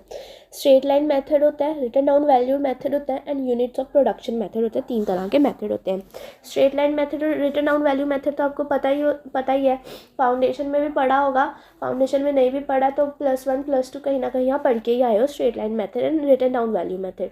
अगर नहीं भी पढ़ा है तो बेसिक्स में जब डेप्रिसिएशन चैप्टर करवाऊंगे उसमें ये होगा। यूनिट्स ऑफ प्रोडक्शन मेथड भी एक मेथड होता है जहाँ पे हम यूनिट्स के बेस पे डेप्रिसिएशन चार्ज करते हैं। लेट्स से मेरे एसेट की वैल्यू है 10 लाख रुपीज़, ठीक है। मैंने एस्टिमेट लगाया स्टार्टिंग में कि मैं पूरे साल अपने इस मशीनरी से, अपने इस एसेट से 5 लाख यूनिट्स, लेट्स से मेरी एसेट की कॉस्ट है 10 लाख रुपीज़। मैंने जब एसेट खरीदा तब मैंने एस्टिमेट लगाया कि मैं पूरी इसकी एस्टिमेटेड जितनी भी लाइफ है एसेट की, लेट्स से एसेट की लाइफ है 10 ईयर्स की लाइफ है, तो मैंने एस्टिमेट लगाया कि ये 10 ईयर में कम से कम 5000 प्रोडक्ट प्रोड्यूस कर सकता है, ठीक है। अभी तक मैं इस एसेट से, ये मैंने एस्टिमेट लगाया कि ये कर सकता है, अभी तक मैंने इस एसेट से लेट्स से 1000 प्रोडक्ट प्रोड्यूस कर लिए हैं। तो अभी 1000 प्रोड्यूस कर लिए हैं प्रोडक्ट, तो मुझे अब डेप्रिसिएशन चार्ज करनी है। कैसे चार्ज करूँगी, 10 लाख डिवाइडेड बाय 5000। मैंने क्या बोला कि 10 लाख की कॉस्ट में चार्ज कर 10 लाख मेरे एसेट की वैल्यू है और मैं पूरी लाइफ में 5000 एसेट प्रोड्यूस कर सकती हूँ। तो पर एसेट कितनी कॉस्ट आ जाएगी आपकी, 200 रुपीज़ आ जाएगी, इनटू अभी तक आपने कितने एसेट प्रोड्यूस किए 1000 कर दो, ये आपकी डेप्रिसिएशन आ जाएगी अभी तक की। ऐसे निकलती है यूनिट ऑफ प्रोडक्शन मेथड पे depreciation. The selection of method should be based on the true and fair presentation of the financial statement. The method of depreciation should be reviewed at the end of the each year. कह रहे हैं कि आपको जो method select करना है वो आपके ऊपर डिपेंड करता है। आपको इस तरह से मेथड सिलेक्ट करना है कि आपकी फाइनेंशियल स्टेटमेंट की ट्रू एंड फेयर प्रेजेंटेशन हो सके। हर साल आपको अपना मेथड रिव्यू करना है कि आपको आपके मेथड में चेंज करने चाहिए कि नहीं करने चाहिए। अगर आपको लॉ बोल रहा है चेंज करो तो करना पड़ेगा, और भी काफ़ी सर्कमस्टांसेस होते हैं जिससे आपको मेथड चेंज करना पड़ता है। तो हर साल के एंड पे आपको अपना मेथड रिव्यू करना है, अगर चेंज करना चाहिए तो आपको वो मेथड चेंज करना है। If method of depreciation requires change then it will be consider as change in estimates. कहते हैं अगर आप अपना मेथड ऑफ डेप्रिसिएशन चेंज करते हो तो उसे हम कौन सा चेंज मानते हैं, चेंज इन एस्टिमेट। अब ना बेटे चेंज हमारे पास दो तरह के होते हैं, एक होता है चेंज इन एस्टिमेट और एक होता है चेंज इन अकाउंटिंग पॉलिसी। दो तरह के चेंज माने जाते हैं। कोई भी आप चेंज कर रहे हो ना तो यहाँ तो हम उसे चेंज इन एस्टिमेट मानेंगे, यहाँ तो चेंज इन अकाउंटिंग पॉलिसी मानेंगे। अब इसमें बाइफर्गेशन क्यों की जाती है, क्योंकि अगर हम किसी चीज़ को चेंज इन अकाउंटिंग पॉलिसी मान रहे हैं ना, मतलब कि उसका रेट्रोस्पेक्टिव इफेक्ट करेंगे, मतलब पिछले सालों से सब न्यू मेथड के अकॉर्डिंग करेंगे। सोचो पहले मैं SLM बेसिस से डेप्रिसिएशन चार्ज कर रही थी, अब मैंने अपना 2019 से मैं SLM बेसिस पे डेप्रिसिएशन चार्ज करनी स्टार्ट की थी। आज है 2024, ठीक है। अब मैं चाह रही हूँ कि मैं WDV से डेप्रिसिएशन चार्ज करूँ। अगर इस चेंज इन मेथड को मैं चेंज इन एस्टिमेट मानूँ ना, चेंज इन एस्टिमेट मानूँ, तो मतलब कि मुझे 2019 से ही पूरी की पूरी दोबारा से डेप्रिसिएशन निकालनी पड़ेगी WDV मेथड से। पिछले सालों से रेट्रोस्पेक्टिव इफेक्ट दिखाना पड़ेगा, पिछले सालों से मुझे सब कुछ न्यू मेथड के अकॉर्डिंग करना पड़ेगा। बट वही अगर मैं इसे बोलूँ चेंज इन अकाउंटिंग पॉलिसी बोलूँ ना, अगर सॉरी चेंज इन एस्टिमेट्स, मतलब ओहो मैंने उल्टा बोल दिया, एक मिनट रुको। ये था SLM बेसिस 2019 से। 2024 में मैंने डिसाइड किया कि अब मैं WDV से डेप्रिसिएशन चार्ज करूँगी। अगर मैं इसे चेंज इन एस्टिमेट मानूँ, मतलब कि सब कुछ आज से होगा, प्रोस्पेक्टिव इफेक्ट होगा, सब कुछ आप आज से ही करोगे, आज से सारी डेप्रिसिएशन के न्यू मेथड लगाओगे। अभी तक जो होता आया वो हो गया, ठीक है। अब आज से आप WDV यूज़ करोगे। बट वही अगर मैं इसे मानूँ चेंज इन अकाउंटिंग पॉलिसी, तो मतलब उसका रेट्रोस्पेक्टिव इफेक्ट होगा, मुझे पीछे से डेप्रिसिएशन सारी चेंज करनी पड़ेगी। 2019 से लेके अभी तक की जितनी भी डेप्रिसिएशन लगी है ना, वो सारी कैंसिल करके WDV मेथड से लगानी पड़ेगी, ठीक है। ये डिफरेंस होता है। चेंज इन अकाउंटिंग पॉलिसी मतलब retrospective effect, change in estimate मतलब आज से सिर्फ ये मेथड यूज़ होगा, कोई भी रेट्रोस्पेक्टिव इफेक्ट नहीं पड़ेगा। तो अगर आप अपने डेप्रिसिएशन के मेथड में चेंज कर रहे हो तो उस चेंज को हम कौन सा चेंज मानेंगे, चेंज इन एस्टिमेट, मतलब आज से, रेट्रोस्पेक्टिव इफेक्ट नहीं। रूल नंबर 2 हमें क्या बोलता है, change in estimated life and salvage value. आपने जब एसेट एक्वायर किया तब आपने कुछ और एस्टिमेटेड लाइफ सोची, अब 3-4 साल बाद आपको लग रहा है कि नहीं इसकी एस्टिमेटेड लाइफ कम हो गई है या ज़्यादा हो गई है, उसे हम कहते हैं चेंज इन एस्टिमेटेड लाइफ या चेंज इन सैल्वेज वैल्यू। देखो मैंने एसेट जब खरीदा तो मैंने सोचा इसकी एस्टिमेटेड लाइफ रहेगी 10 ईयर्स, ठीक है। 3 साल बीत चुके हैं, अब मुझे लग रहा है कि अब ना ये सिर्फ और 5 साल ही चल सकता है ना। पहले मेरे पास था 10 ईयर्स की एस्टिमेटेड लाइफ लगाई थी, 3 ईयर्स बीत जाने के बाद इसकी लाइफ कितनी बच जाती है एसेट की, आपके पास 7 ईयर्स बच जाती है ना। 10 ईयर्स मैंने लाइफ सोची थी, अभी मैं 3 ईयर्स बीत गए वहाँ पे खड़ी हूँ, तो आज से अभी तक आज से फर्दर कितने साल एसेट चलेगा, 7 ईयर चल सकता है। बट ना मुझे आज पता चल गया कि हमारा एसेट ज़्यादा देर नहीं चलेगा, सिर्फ 5 ईयर्स ही चलेगा। और तो ये आप चेंज इन एस्टिमेटेड लाइफ जा रही है, या फिर उसी तरह से change in salvage value. Salvage value मतलब जो आपको पता होता है कि एसेट जब लास्ट में भंगार हो जाएगा, उसे बेचने के बाद जो वैल्यू मिलती है उसे हम कहते हैं सैल्वेज वैल्यू। अगर इन दोनों में से किसी भी चीज़ में चेंज आ रहा है उसे भी हम चेंज इन एस्टिमेट ही मानेंगे, मतलब आज से ही वो चेंज करेंगे। तो इसकी एग्जांपल देखो, इसकी अकाउंटिंग ट्रीटमेंट कैसे करते हैं। कॉस्ट ऑफ एसेट है आपके पास 1 लाख, स्क्रैप वैल्यू है 10,000, एस्टिमेटेड यूजफुल लाइफ आपने की थी 10 ईयर्स, तो डेप्रिसिएशन कितनी लगती है, 1 लाख माइनस 10,000 डिवाइडेड बाई 10 करेंगे, 9,000 आ जाती है आपके पास डेप्रिसिएशन। इसके अकॉर्डिंग आप 9,000 डेप्रिसिएशन चार्ज करोगे, ठीक है। आफ्टर 3 ईयर्स, 3 साल के बाद आपने अगेन एस्टिमेट लगाया कि एसेट और सिर्फ 5 साल ही चलेगा और उसकी सैल्वेज वैल्यू सिर्फ 6,000 होगी।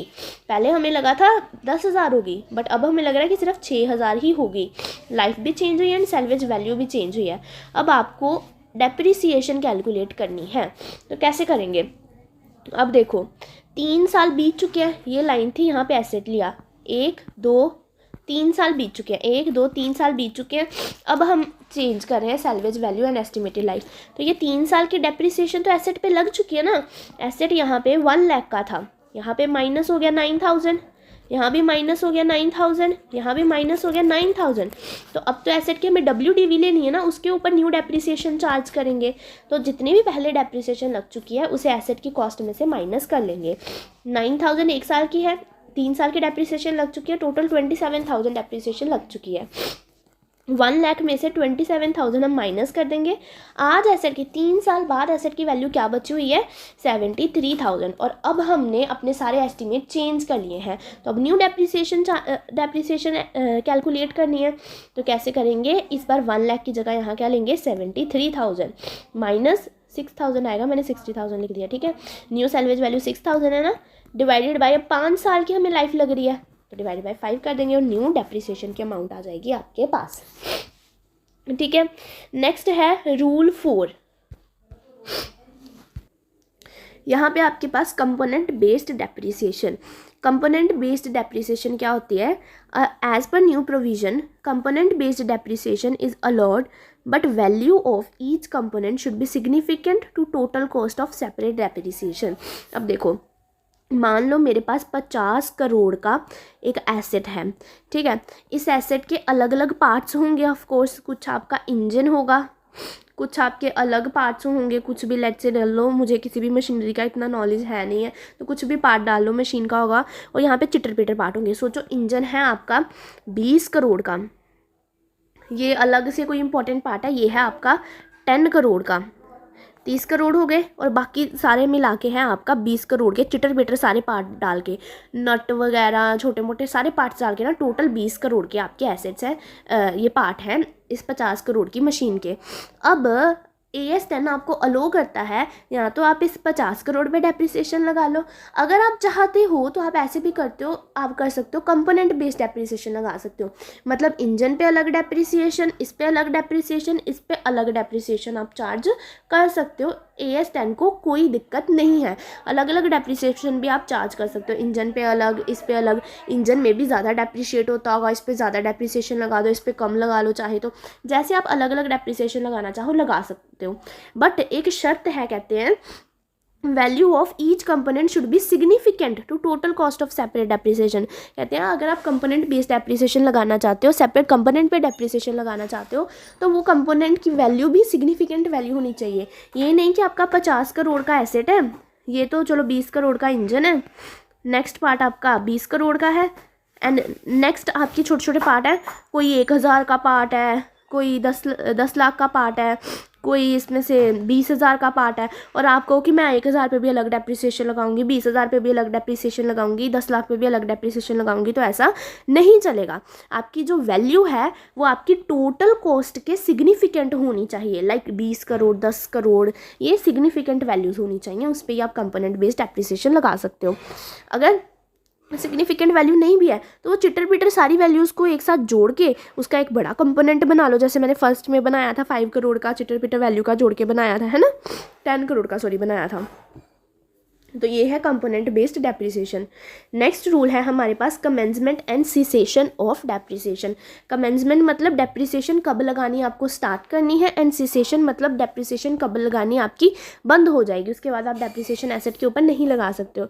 सबसे पहले देखते हैं कमेंसमेंट कब होती है डेप्रिसिएशन लगाने की। It will start from the date when it becomes ready for use. आप डेप्रिसिएशन लगाना तभी स्टार्ट कर दो जब आपका एसेट रेडी टू यूज़ है।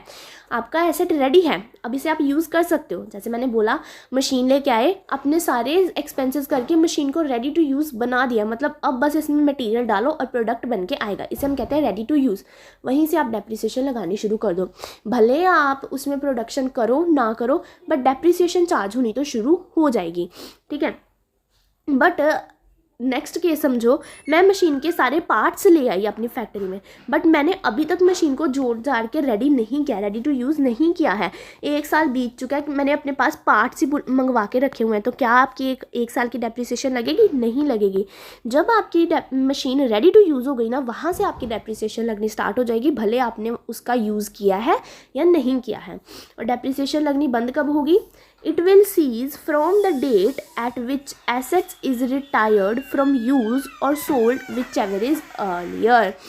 आपके पास 2 डेट्स हैं, एक तो आप बोल दो कि आज के बाद मैं इस एसेट को यूज़ नहीं करूँगी, अब बस बिकने के लिए मैंने रख दिया है, मैंने 1 अगस्त को बोल दिया कि आज के बाद ये एसेट मैं यूज़ नहीं करूँगी, मैं न्यू एसेट ले आई हूँ, अब ये एसेट मैं बेच दूँगी अगर कोई कस्टमर आता है तो। बट मेरे पास कस्टमर आया 2 अक्टूबर को एसेट खरीदने के लिए, तो इन दोनों में से कौन सी डेट को हम डेप्रिसिएशन लगाना बंद करेंगे? विच एवर इज़ अर्लियर, यानी कि 1 अगस्त को, जिस दिन मैंने बोल दिया कि मैं एसेट यूज़ करना बंद कर दूंगी, या फिर जिस दिन एसेट सोल हो गया, इन दोनों में से जो भी अर्लियर डेट होगी उस डेट से मैं अपनी डेप्रिसिएशन लगाना बंद कर दूंगी। अब नेक्स्ट 3 छोटे छोटे से टॉपिक बचे हैं। सबसे पहला है change in decommissioning cost. Decommissioning cost मैंने आपको बताया था क्या होती है?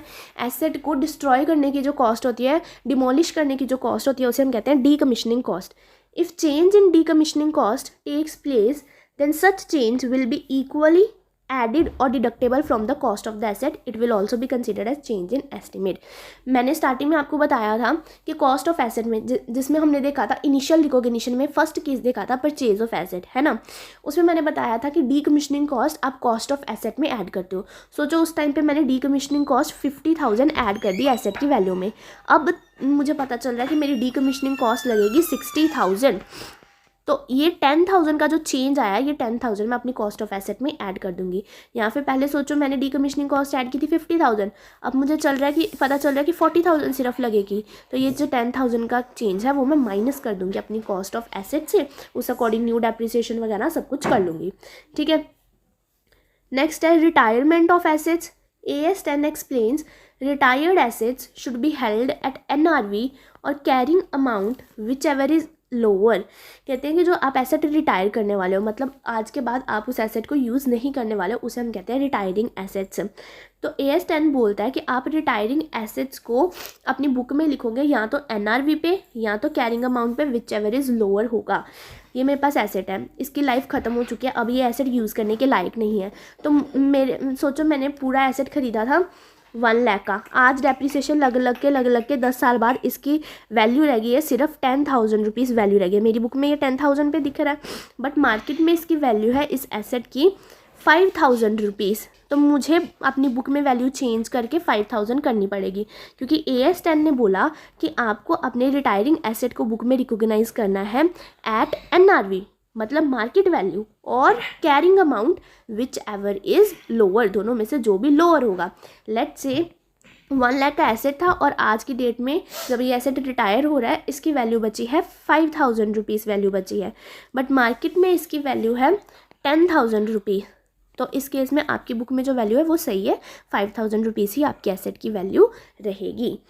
If NRV is less than carrying amount, then loss will be written off to the profit and loss account। बोल रहे हैं अगर आपकी NRV कैरिंग अमाउंट से कम है, मतलब कि मेरी कैरिंग अमाउंट बची है 10,000, मेरी बुक में है 10,000, बट जो मार्केट वैल्यू है ना एसेट की वो है 5,000 रुपये, तो ये जो लॉस है वो आप अपने P&L अकाउंट में राइट ऑफ कर लोगे। लॉस ही है ना ये, आपने अपनी बुक में 10,000 की वैल्यू दिखा रखी है और मार्केट में उसकी वैल्यू सिर्फ 5,000 की है। आप सोच रहे हो कि मैं जब बेचूंगी इस एसेट को मुझे कम से कम स्क्रैप में 10,000 तो मिल जाएंगे, बट वो बंगाल वाला बोल रहा है कि सिर्फ आपको 5,000 ही मिलेगा, इसकी हालत बहुत ख़राब हो चुकी है, तो ये जो 5,000 का लॉस है इसे आप प्रॉफिट एंड लॉस अकाउंट में राइट ऑफ कर लोगे। लास्ट है derecognition of asset. If any asset is derecognised then profit and loss on sale of asset should be transferred to P&L account। अब asset को D recognise करने का मतलब क्या होता है कि जैसे मैंने अपनी एसेट की वैल्यू बुक में लिखी थी ना, वैसे के वैसे अब एसेट को अपनी बुक से हटाना है। जब एसेट लेके आई तो मैंने एसेट बुक में रिकॉग्नाइज किया ना, अब उसे डी रिकॉग्नाइज करना है, बुक से हटा देना है। सेल हो रही है तो एसेट बुक से हट जाएगा, एसेट डिस्ट्रॉय हो रहा है तो एसेट बुक से हट जाएगा, कुछ भी हो रहा है आपकी कुछ भी करके आपका एसेट डी रिकॉग्नाइज हो रहा है ना बुक से, तो डी रिकॉग्नाइज करते टाइम आपको जो भी प्रॉफिट या लॉस हो रहा है वो अपने P&L अकाउंट में डालते हो। ये तो सिंपल सी बात है, हमेशा से ही हमें पता है। अगर मैं सेल भी कर रही हूँ तो मुझे सेल से जो प्रॉफिट या लॉस हुआ है वो P&L अकाउंट में जाता है, ऐसे डिस्ट्रॉय भी कर रही हूँ तो उससे भी जो प्रॉफिट एंड लॉस हुआ है P&L अकाउंट में जाता है। तो ये सिंपल सी बात थी। इसके बाद हमारे पास छोटा सा पॉइंट है डिस्क्लोजर्स का। डिस्क्लोजर्स मतलब कि आपको अपने अकाउंटिंग स्टैंडर्ड से रिलेटेड क्या क्या चीज़ें अपनी फाइनेंशियल स्टेटमेंट में शो करनी है, मतलब कि क्या आपने रेट ऑफ डेप्रिसिएशन यूज़ किया है, क्या आपने मेथड ऑफ वैल्यूएशन लगाया है, क्या आपने मेथड ऑफ डेप्रिसिएशन लिखा है, ये सब चीज़ें ना आपको नीचे लिखनी पड़ती हैं, उसे हम कहते हैं डिस्क्लोजर। सिंपल से हैं डिस्क्लोजर, एक बार बुक से पढ़ लेना पर छोड़ के मत जाना। समटाइम्स डिस्क्लोजर का थियोरी क्वेश्चन बना के पेपर में पूछ लेते हैं, अगर प्रैक्टिकल नहीं डालना होगा तो थियोरी डाल देंगे, डिस्क्लोजर ही डालते हैं ज़्यादातर, तो उन्हें पढ़ लेना, वो रटने वाले पॉइंट्स होते हैं कि क्या क्या आपको फाइनेंशियल स्टेटमेंट में लिखना है। और इसी के साथ यहाँ पे हमारा डेप्रिसिएशन अकाउंटिंग स्टैंडर्ड 10 भी ख़त्म होता है। अब हम मिलेंगे अपनी नेक्स्ट क्लास में जिसमें हम अपना नेक्स्ट अकाउंटिंग स्टैंडर्ड करेंगे, अकाउंटिंग स्टैंडर्ड 11। आज के लिए बस इतना ही। Thank you for watching the video. अगर आप चैनल पे नए हो तो चैनल को सब्सक्राइब कर लेना, अपने फ्रेंड्स के साथ शेयर करना और वीडियो को लाइक करना। Bye bye, take care.